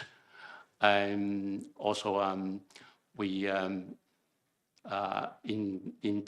doing this, we also try to place children, young people close to the borough, close to where they live, and try to place them in state-maintained school as much as we can. In that shift of culture, we do attract more parents who want to make appeal. They do not agree with the assessment. But it's a process, it's a journey. We work with a parent care group. We work with parent. I also reach out to individual parent when we try to change the placement. Not about just about money, it's about best. Some of place, not necessarily. We try to explain parent, the more expensive one is the better one. That's why we said we need to have a good QA system to know better whether they are really better or not. So we explain to the parent. But again, you still have parents when they see the some sort of good publicity, glossy brochure, they insist that children want to go to that particular place. So that kind of tribunal increase. We think it's part of the change. We are confident that in the end we will manage to reduce that. Children missing education in working and helping role is still very low. It's still reducing in terms of children who in the school, compulsory school age, who do not have a school placement to attend. Mostly, they are the one who just arrive in the borough, just waiting for the right place. So let's we compared to other areas, we are performing really, really well. The exclusion at the state-funded school, which the internal direction of travel, we are still one of the lowest in the country. I think we were concerned about children who are particularly vulnerable. Like when I say vulnerable, the children don't social care, children who have the same particularly excluded more than other. But internal general number have been reduced. And also, I would like to share with you that internal exclusion is not, we have 77 schools. I can say that you have 70 schools, never permanent exclude anyone. So there's a high concentration of permanent exclusion in 3 and 4 schools. Yeah, I think that's the performance outcomes. I think you again give you the heads up. I don't read it line by line. But any question?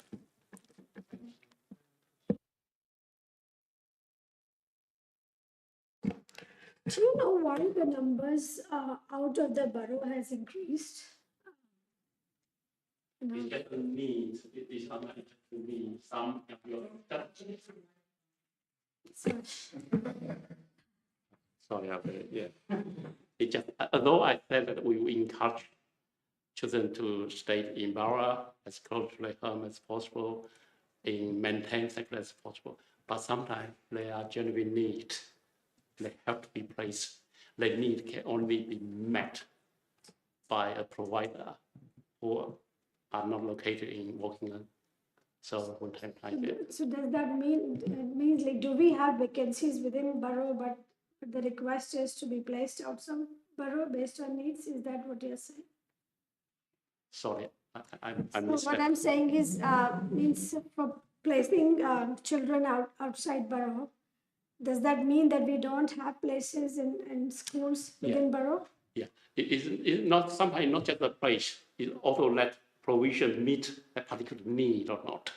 We may have a place, for example, in Oak Street, I think, but that particular provision does not meet the child's particular need. But there's another special school out of borough or independent school out of borough. they can meet the child need. When we carry out a good EHCP assessment, we agree with the parent. That's why I think it's just the needs, needs-based placement. Okay, thank you. Thank you. I was just going to just ask you something general, but on the sort of dashboard one, well, it's sort of related to this. I know we talked last time about the sort of quality of the EHCPs and things like that. I was just wondering how often that data is sort of collected and what sort of I think the audit process for that, and how often we collect that, and have there been trends with that since we last saw? Thanks, Chair. You refer to quality or EHCP? Yeah. Because I think there was a bronze, silver, and gold system, wasn't there? Absolutely, absolutely. There are two things here. Firstly, we want to check how children function, how they progress in the sector. That means our assessment when we decide where the child should go, correct or not, is that when we don't carry out QA, not just about check on the section, on the provision, also about EHCP as well. Also part of our quality improvement work, we do have QA lead, and we carry out regular QA audit of the cases.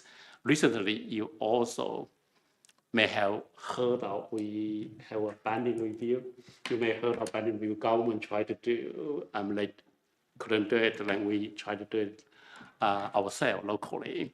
Through that, actually, it's about banding, but quite interestingly, like anything you intend to, you always have side product. This is a positive side product. Actually, we found some of the cases, it's kind of late placements quite unusual for us. One example I can share with you, for example, we found out some special school, they have a lower band. Lower band means lower needs, but they are placed in special school. So we have two hypotheses. One is probably, I think, our banding system may not quite accurate, descriptor may not accurate, but again, we auto-check with other authority about the descriptor, also review our own descriptor. We kind of most case, I think probably not because of that reason. And let's come back to inform our QA or EHCP. Why this child is placed in EHCP, why we carry out assessment when we say that the child needs to be there, whether we under pressure to do that, or indeed certain schools that this child need to go to special school, etc. So it's a multi-phases work in terms of QA. I would like to say that I'm much more confident now. We know much better. EHCP case is much better, much better assessed. Also, we use a more sort of consistent tool called Envision. That's tool. I think it's developed by a professional in Asian psychology, quite interested in Asian psychology, used to work with me as principal Asian psychology. We carry out sort of monthly check our QA system. Emma laughed me out there. I haven't seen any gold standard yet. I got silver, got bronze. No colleague. Well, said the gold could be quite typical, but we have system. We're more confident, and then the case reach silver to getting more and more. So the confidence of our quality is growing, and then quality to sale, I believe is growing.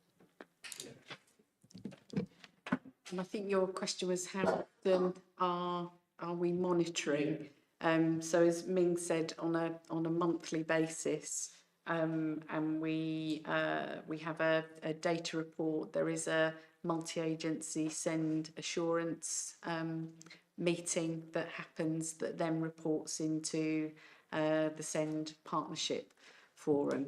So so there are kind of there's that governance, but also kind of the regular checks, and our head of Send has a dashboard of which Ming has access to, so is monitoring not just now timeliness, which is what was happening before, but also looking at the quality alongside. So it's a 360 look, and we're focused on, and I think noting some of the comments from SEN Voices colleagues in relation to annual reviews. And annual reviews happen within school settings and provision.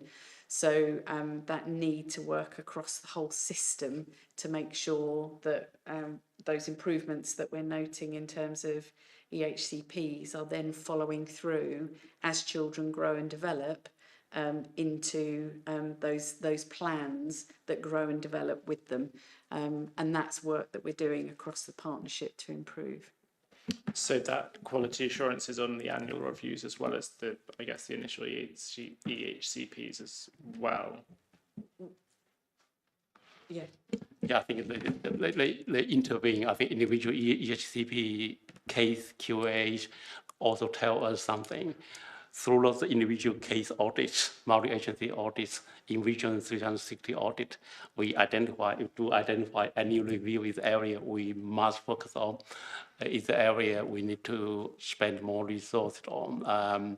That is some, in autumn, we spend slightly more time to clear over 800. It's mainly data. When I review those cases, very interestingly, most annual review actually, they started well. They had an annual review meeting. That's probably link historically in the staffing issues. Someone carry out the annual review, they ask school to carry out annual review, and then someone left. And they just stop there. I found many cases just stop there, our annual review meeting. So we now pick up those cases. We found this is the area we need to amend. We will spend more resources. This is one of our most important focus area annual review. Again, it's just throughout individual QA work as well as the overall outcome data QA reporting. Thank you. Can I just apologise?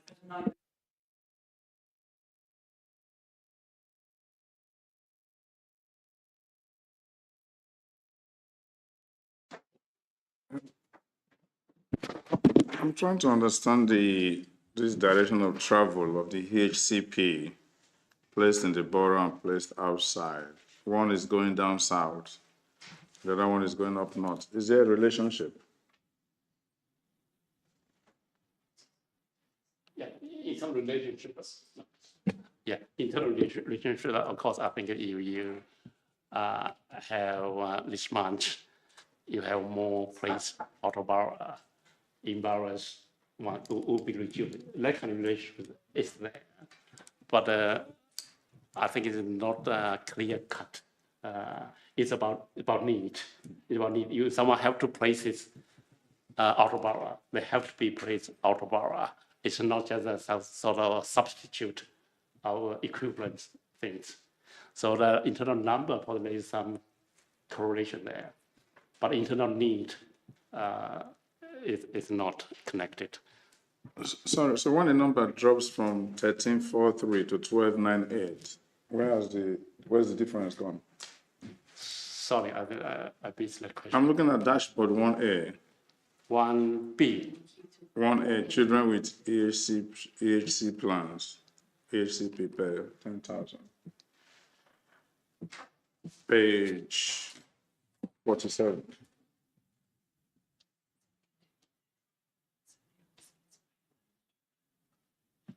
Okay. Yeah.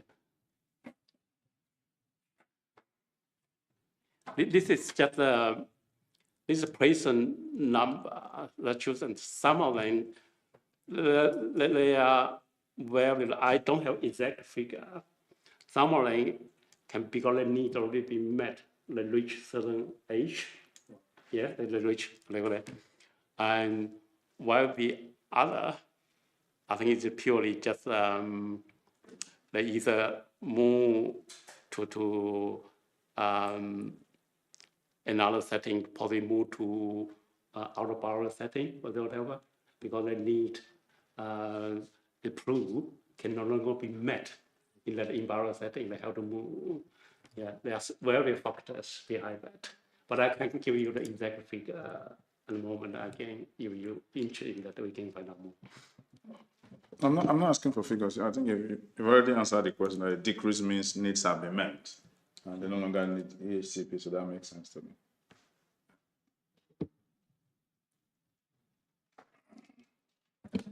Thank you. Yeah, so I think, does anyone else have any questions on that?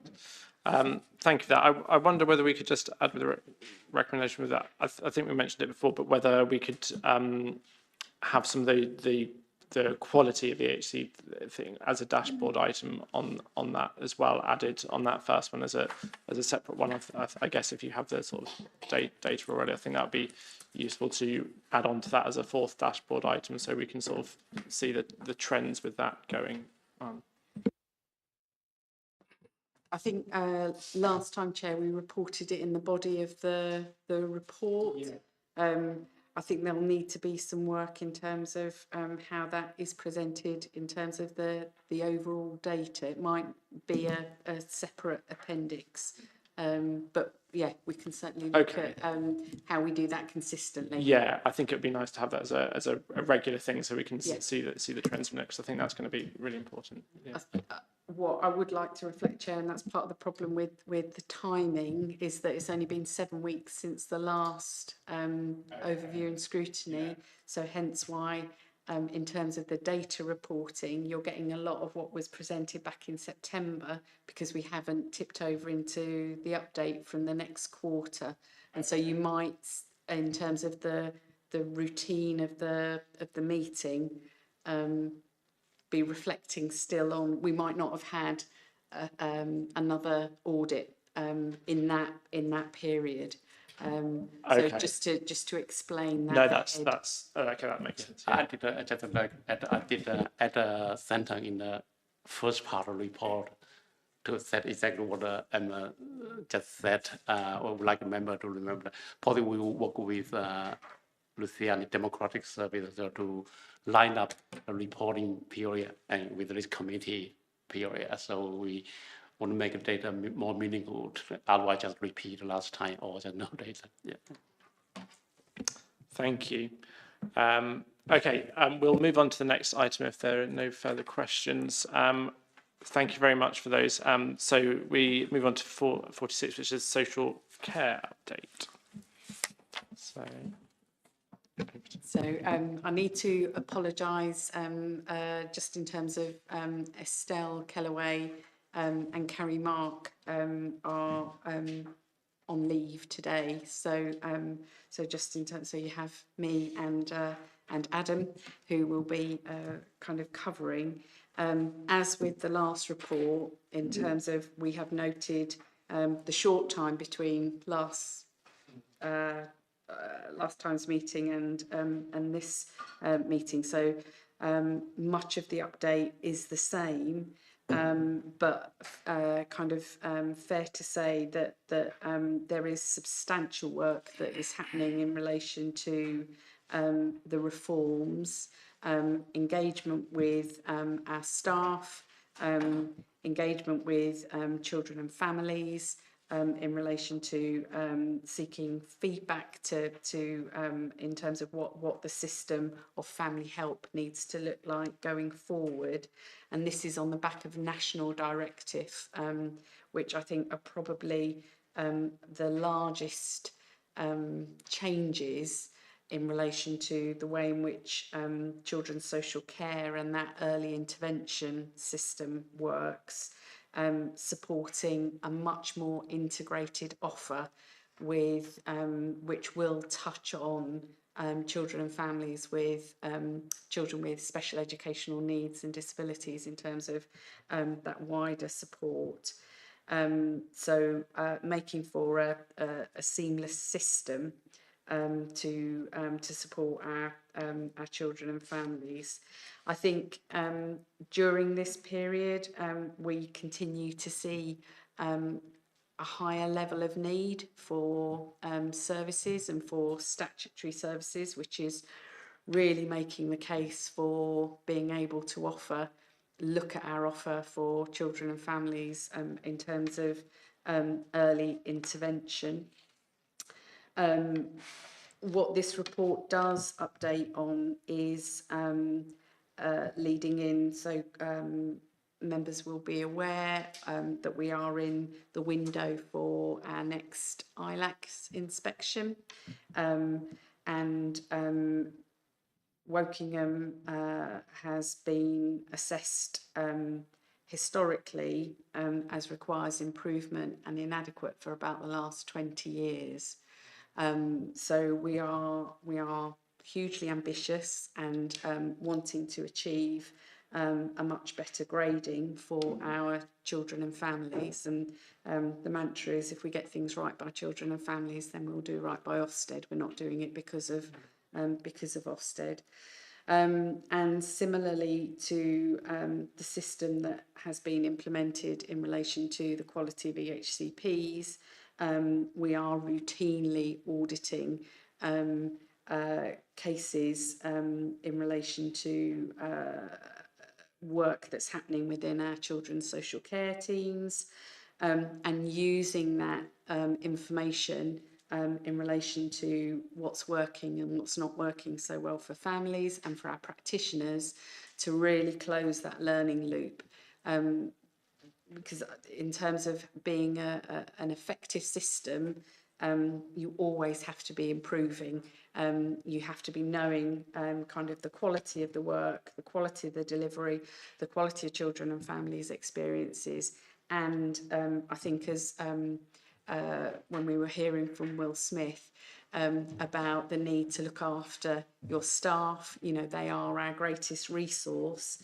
But we need to make sure that they've got the skills, that we've got the right enablers in place to allow that wholesale improvement. And I'm pleased to say in the last 2 quarters, we are now having more cases in kind of good and outstanding than we were historically in requires improvement and inadequate. You might say that we are marking our own homework. There is an element where you need to know, and we as a leadership team need to know and agree collectively what good looks like. That wasn't an omen. We as a senior leadership team are now actively auditing alongside our teams. So it's not just happening within our QA service or at team manager level. All heads of service, myself as director, and service directors who are social work qualified are all involved in that auditing process. So we get that wholesale collective sense about what good looks like. And that is moving in the right direction. We are doing significant work in terms of improving our care leaver local offer. We have in the past 6 months been out to speak to all political groups in relation to the importance of supporting our care leavers. We have very recently, both myself and a colleague from finance and from housing placed ourselves under scrutiny, what was called the Dragon's Den, where all our care leavers or those that wanted to attend came and asked us questions about how decisions were made in terms of funding, the type of agreements that we can come to in terms of our core offer to our care leavers, and receive their feedback in terms of the improvement. And we will bring that local offer and the detail of that and children and young people's feedback in relation to that for overview and for scrutiny within this committee. And in terms of the national reforms, so we are taking forward and by April next year, we hope to have 2 Best Start in Life family hubs up and running. was helpful to receive kind of further direction from DfE at the end of last week in terms of the programmes and what they would like to see in relation to some of our targets that we will be needing to meet, most notably in terms of children achieving a good level of development. So this is about that broader investment within our universal early help services, which should kind of meet need earlier and avoid families and children escalating to the point where they're requiring statutory services in terms of support for to address developmental needs or issues in relation to their family. And that is, I think, picking up on Sem Voices, being able to see more joined up support, co-located. So that is one of the things that we are looking to develop both within the statutory and in universal, in terms of effectively families having a place within their local communities that they can access non-judgmental support that they need in terms of being able to support their children more effectively. I don't know whether anybody's got any questions in relation to. You know, I always like to have a question. I did ask this question last time, but I think it's important. There's a lot of, sounds really great work going on, but living under the context of requires improvement and inadequate feels stressful, not even working in that environment.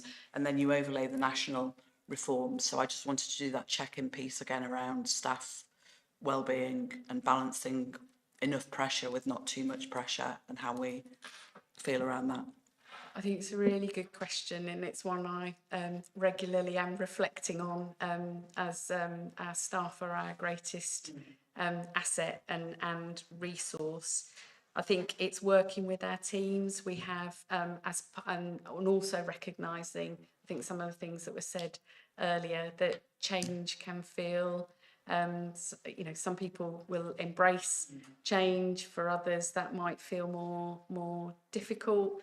So it's making sure that we've got the right support in place to enable the conditions for good practice to thrive. So there is as much emphasis on us corporately as an employer, as well as that relationship with individual practitioners and with teams. One of the things that we are looking at and have as a priority for the changes that we want to make linked to the reforms is how we roll a lot of our improvement activity into those reforms. And a key priority is about having manageable caseloads at every level. And that is something that we are paying very close attention to, because through periods of change and transition, inevitably sometimes teams can wobble. So one of the things that we have, and you'll notice from some of the data, so where there's been a dip in assessments, we are kind of supporting with additional supernumerary social workers, so we can make sure that we've got, you know, kind of the priority has to be that everyone has safe and manageable caseloads. And we've been doing lots of modelling in terms of how we can support that, how we can improve the quality of supervision, the support that individual practitioners receive. And I'm pleased to say that kind of in the last audit quarter, we have got some improvements in relation to the quality of supervision that we are seeing. Some of the improvements are linked to the equipment that our staff and have to kind of engage with. So the quality of our ICT, you know, the database that they are using. And I'm pleased to say that corporately, we have, particularly I think in the last sort of 12 months, really been able to gather around the improvements that are needed within that data system that enables our practitioners to be able to input the information that they need to, because we are trialling the use of AI in recognition that the recording burden is really high particularly for social workers, that, you know, these are children's records. What happens in their lives needs to be documented. They may want to come back and look at decisions that were made in relation to, so it's really important that we've got, you know, accurate, good systems that enable practitioners to both do the direct work with the family and also record what they've done and the decisions that are made. And there are some milestones that we are setting ourselves in the next 6 months in terms of getting some key improvements. Some of those have already happened. Our document management system has now been migrated onto our recording base. Historically, that was separate, so that was quite cumbersome in terms of making sure that information was aligned. That's one example where ICT colleagues and practitioners have worked together to actually have a system that's more intuitive, that enables practitioners to access the information that they need in a more timely way, so they can use that to inform decisions, whereas historically those things were quite separate. So there's lots of areas that we are, and similarly to Safety Valve, you know, the programme, we have a whole programme that is monitoring on key fronts, but staff wellbeing is an absolute priority as we move through this change process.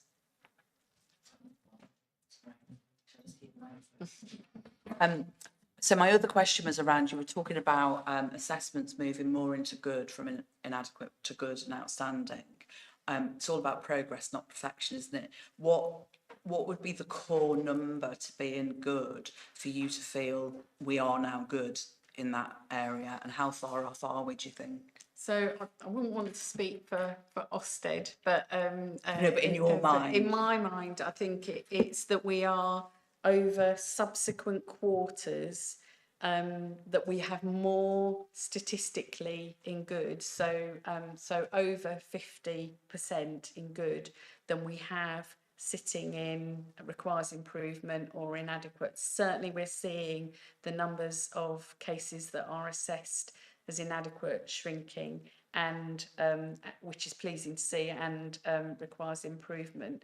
I think one of the key bits in terms of closing the loop that we are making sure that we are doing is, when a case has been found to be requires improvement or inadequate, that there are tracking actions, and we are giving actions that say, actually, if this was in place and this was in place, that would have lifted it to a good. So we're giving key, sort of just on an individual level, as well as that broader sort of system, that feedback into the system to say, actually, these are the actions that we need you to take inside of the next 4 weeks, because that's not good enough for this child, in order to take that to a good.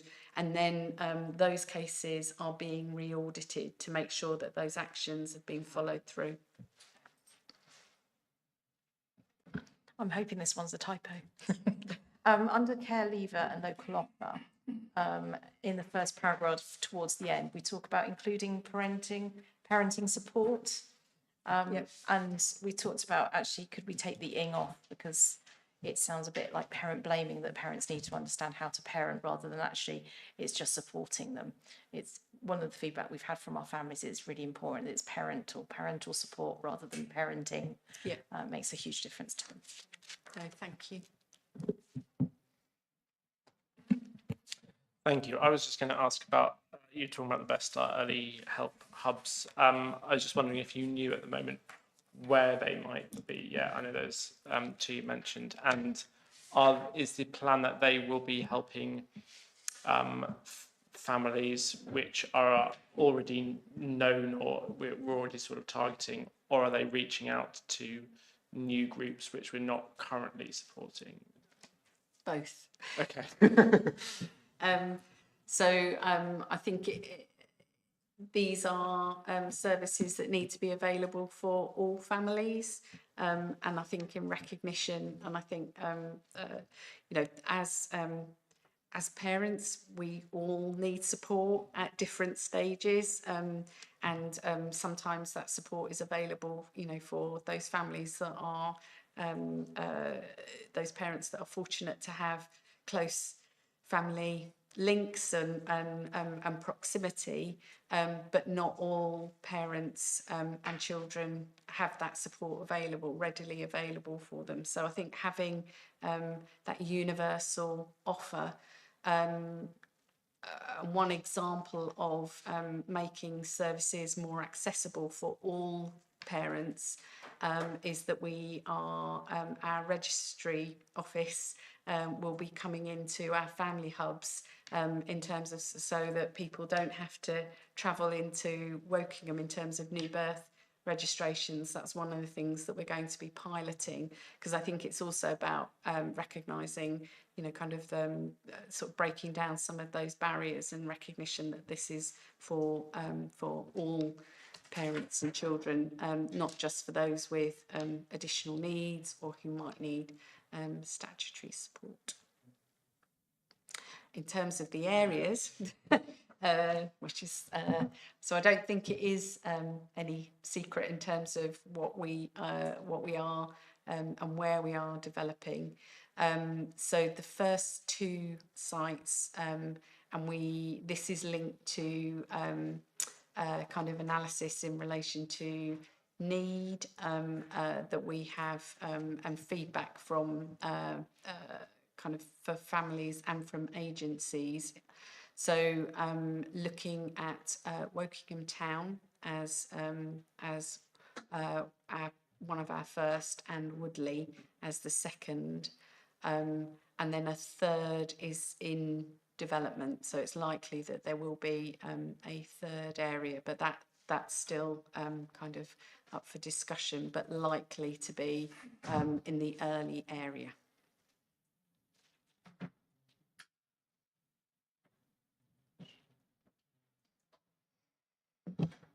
So same question again. If the number of early help referrals is dropping dramatically, is that a good or a bad thing?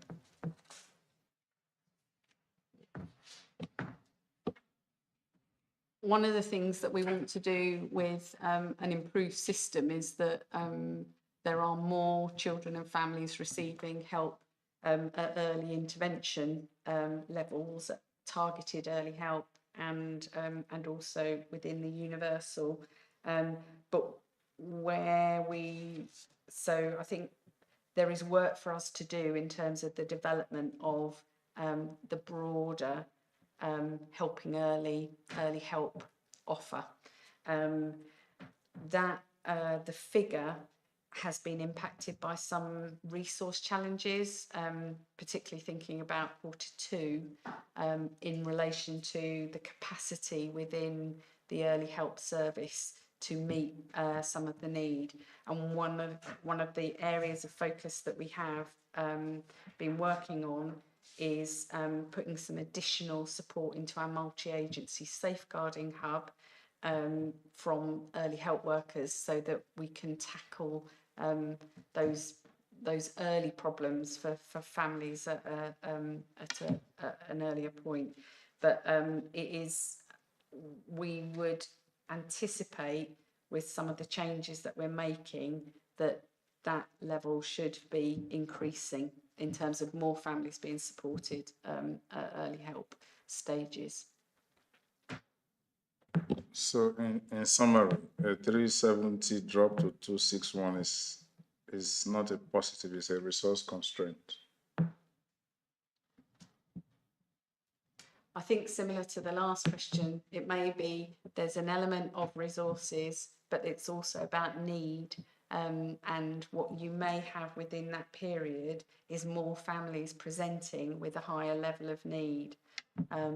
So that's the that's one of the influencing factors.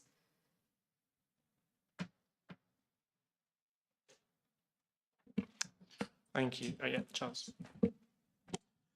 Thank you. Dashboard item 2, page 63. I was just going to ask about percentage of assessments completed within 45 working days, which I see is just under 75%. And the national average appears to be 84.5%. Now, we've been well above that in the past, 98.6, 92.5, then it's dropped off, it's come back a bit, it's stabilised a bit. I was just going to ask when you would hope to get that back towards at least the national average, if not the performance of early 2024. So it's a priority area of focus, and is one of the areas where we have seen increased demand in relation to the numbers of families that are requiring a statutory assessment. One of the areas that we're looking at is how many of those families then go on. So a further bit of data analysis about how many of those families then go on to receive a longer term service. And that is looking also at staffing levels. And that's one of the areas where we have put in and have recruited supernumerary to help get back to what we would see as a good level of attainment in terms of completion rates. And do you have a feeling, even a ballpark one, for how many, what percentage of families do go on to need further assistance? So from recent data, we know that 66% of families who go on, who receive an assessment, close at that point. So our hypothesis is actually if did those families require an assessment in the first place, and what are we learning about what we could have done at an earlier point in time to have avoided the need for what is resource intensive from a local authority perspective, but also can be quite anxiety provoking from a family's point of view, in terms of having a social worker knock on your door. And so through some of that analysis, that's informing the structure and the way in which we are approaching our reforms. I was just, if you look at those numbers and the decreases comparing to the previous question about the reduction in early help, and I think the point Emma was making was that this could be families with higher needs who are therefore coming through for an assessment. And I think the whole discussion about the changes that were described in the system that we're doing, and I think the document that Estelle's written sort of describes why the system was shaped as it was in 2003, and then the new approach, it would then see those needs met earlier in the community or earlier in early help provision without coming into a statutory service. Which I fully support. I mean, I know the years I was involved with adult social care, basically, there was a very similar thing that went through there, which was actually very successful. So I'm confident this will work once it's executed. Thank you. Are there any other questions on that? Moving on to. Or do you want to know? Yeah, well, are there any on any of the other dashboard items? Yeah. Sorry, it's my other hobby horse, neat.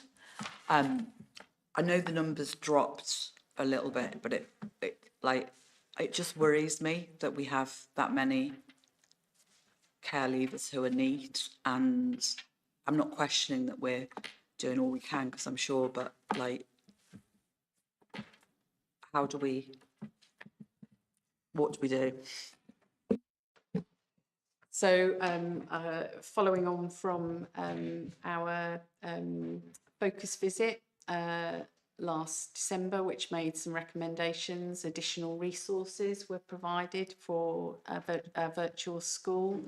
And we know that from more recent data, which we are tracking, that there are improvements through that more intensive support now being provided in relation to young people that are not in education, employment or training.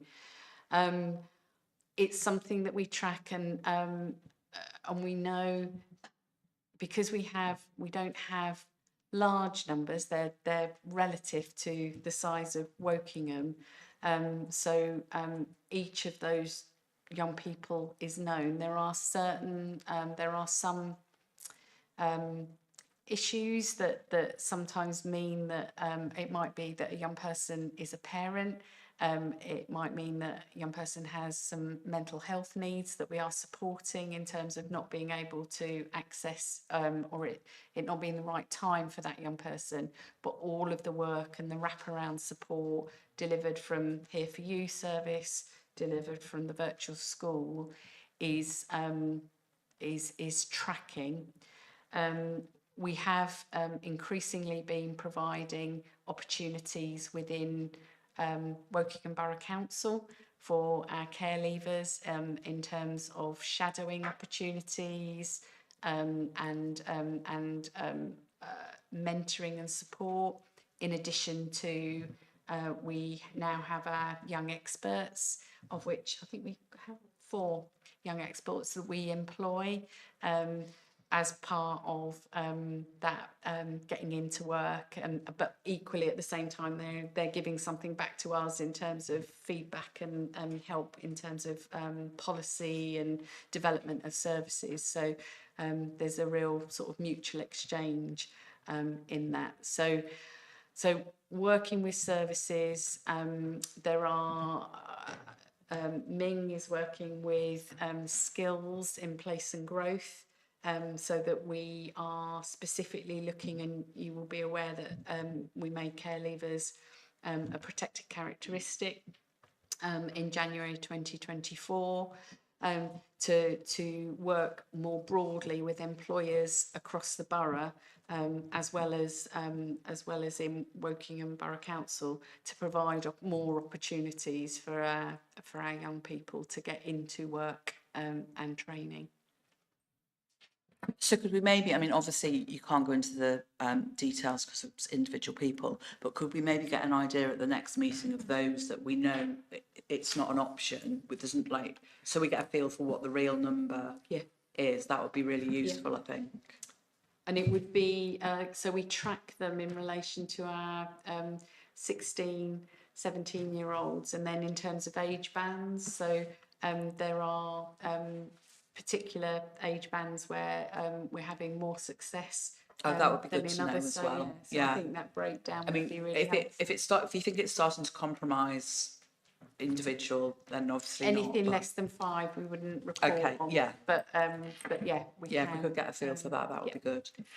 We might also be able to provide some case studies in relation to where that new wraparound support has actually helped.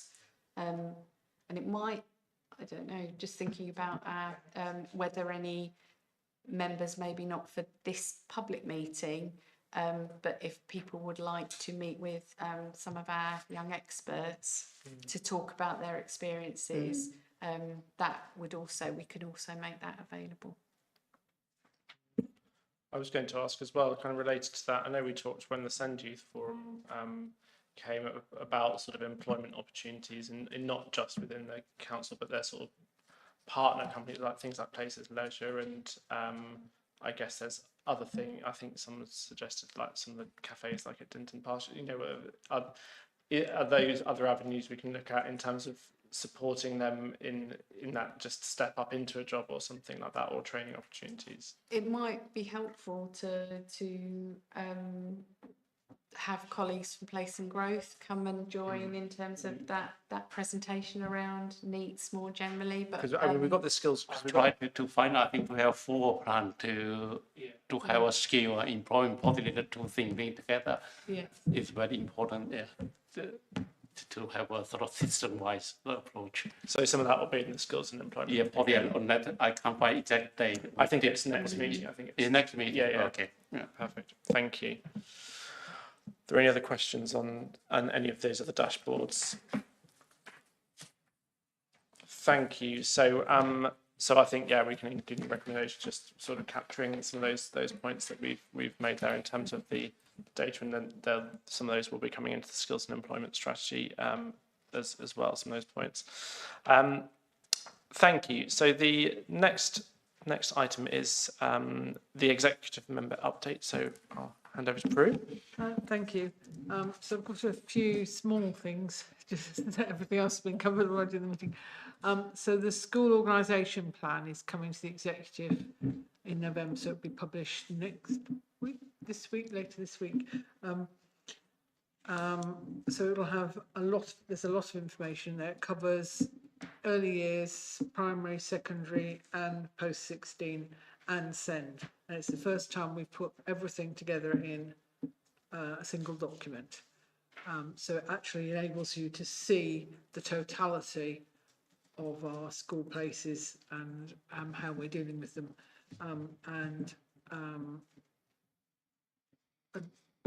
The difficulty that we're starting to have now with falling roles in primary, which will eventually feed through into secondary, and what our strategies are for dealing with that. It's quite a large paper, but it's a very interesting read, and it's split up into geographical areas. So if you've got an interest in a particular area, you don't have to read the whole thing. You can just read the bit that applies to your part.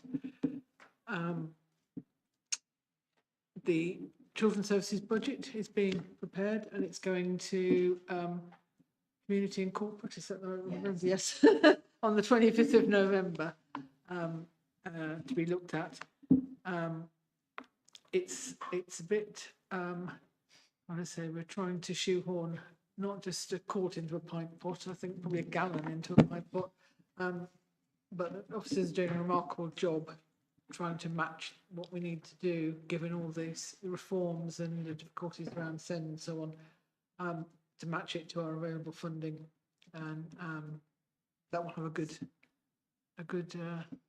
going over on the 25th. Yes.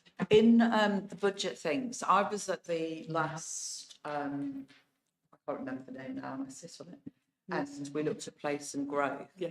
And I didn't feel like, I felt bad when I left that I didn't acknowledge that an awful lot of work, officers have put an awful lot of work into preparing these budgets. So if that could just be shared, that we do appreciate there's a hell of a lot of work goes into it, and there's really difficult decisions having to be made. I felt like quite bad when I left the last one, because loads of officers came and then they left and we got on with the rest of the meeting, and it was maybe a missed opportunity.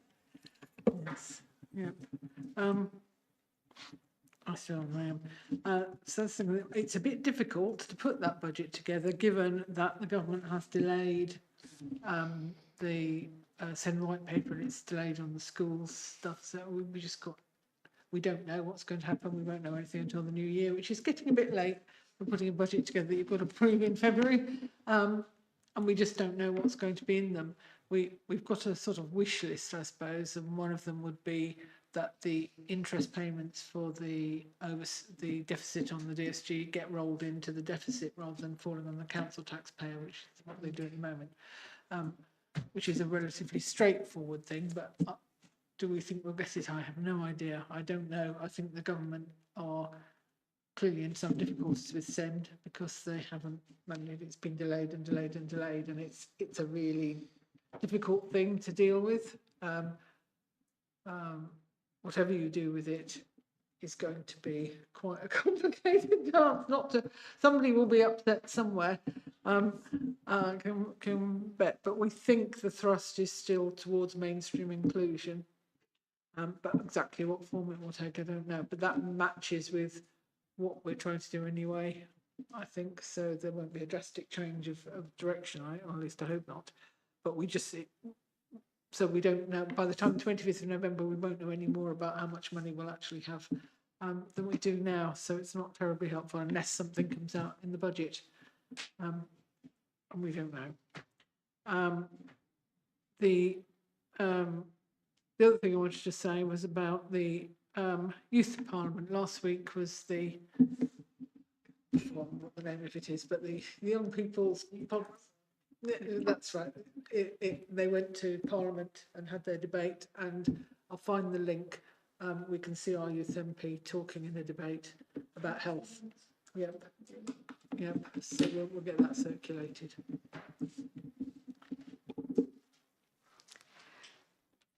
Just to add, she's very impressive.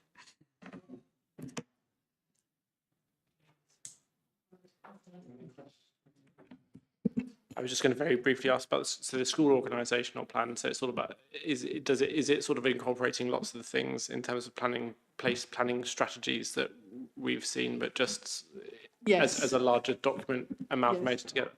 Yes, it does. So the things that come here, do you remember sometime in the last 12 months we had a discussion about what the options were for how we dealt with the primary places? So that is taken through into that document and discussed and it's it's although it's called a plan, it's really a strategy, and there'll be an annual refresh of the kind of like the actions that come out of it, and included in it is what's going to happen, not what's going to happen, is a plan for how to deal with the situation in the Shinfield area, which will be of particular interest to you, I'm sure. And is the new title for it, is that going to replace the other things going forward, or has it always been like that? The individual documents have fed into that? It should have always been a school organisation plan. I think that's the general title, isn't it, across the country? So we will be producing that as a consolidated document from now on.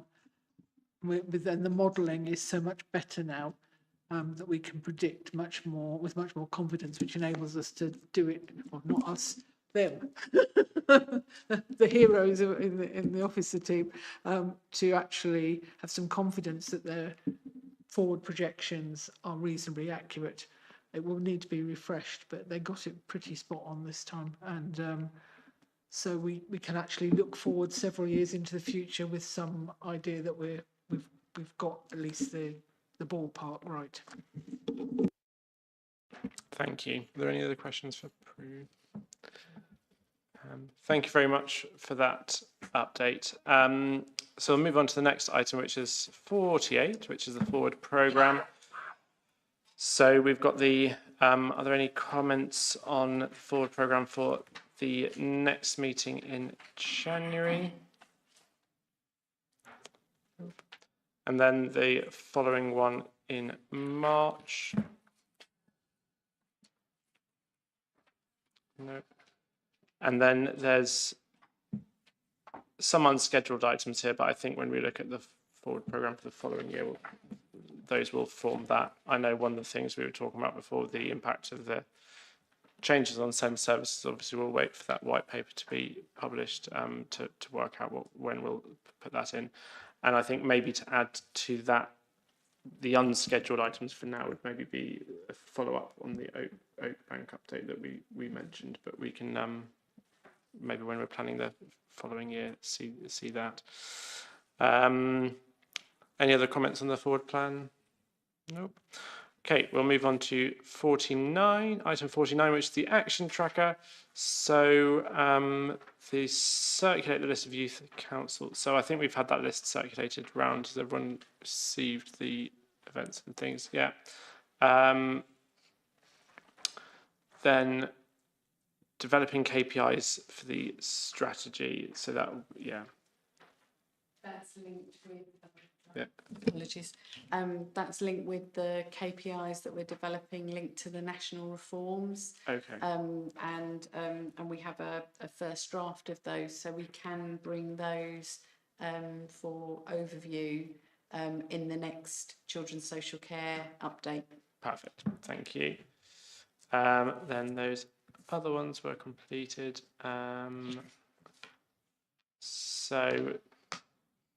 So we've got here, so it's really breakdown of the exams data compared achievements of children and young people send. Did we? Sure, I think that need to be annual data. Well, I think you can imagine exam data or whatever, it wouldn't be every quarter. Yeah. I would suggest that normally, I think the cycle of that, I think normally when we get all those government's first release of data confirmed, normally the best time normally is March, normally the best time to get all data and analyze and confirm by the government as well, by the government. Okay, so could that maybe go into the update in the March meeting? Yeah. Perfect, thank you. And we talked about the improvement of the HCP reviews, which will be done when there's bigger gap between meetings. Then we've received the engagement opportunities. So I think those key ones are on there. Does anyone have any other comments on the action tracker? Excellent. Right. So we now move to item 50, which is the exclusion of the public. So that's under section 100A part 4 of the Local Government Act 1972. The public be excluded from the meeting for the following items of business on the grounds that they involve the likely disclosure of exempt information as defined in paragraph 3 of part 1 of schedule 12A of the Act as appropriate.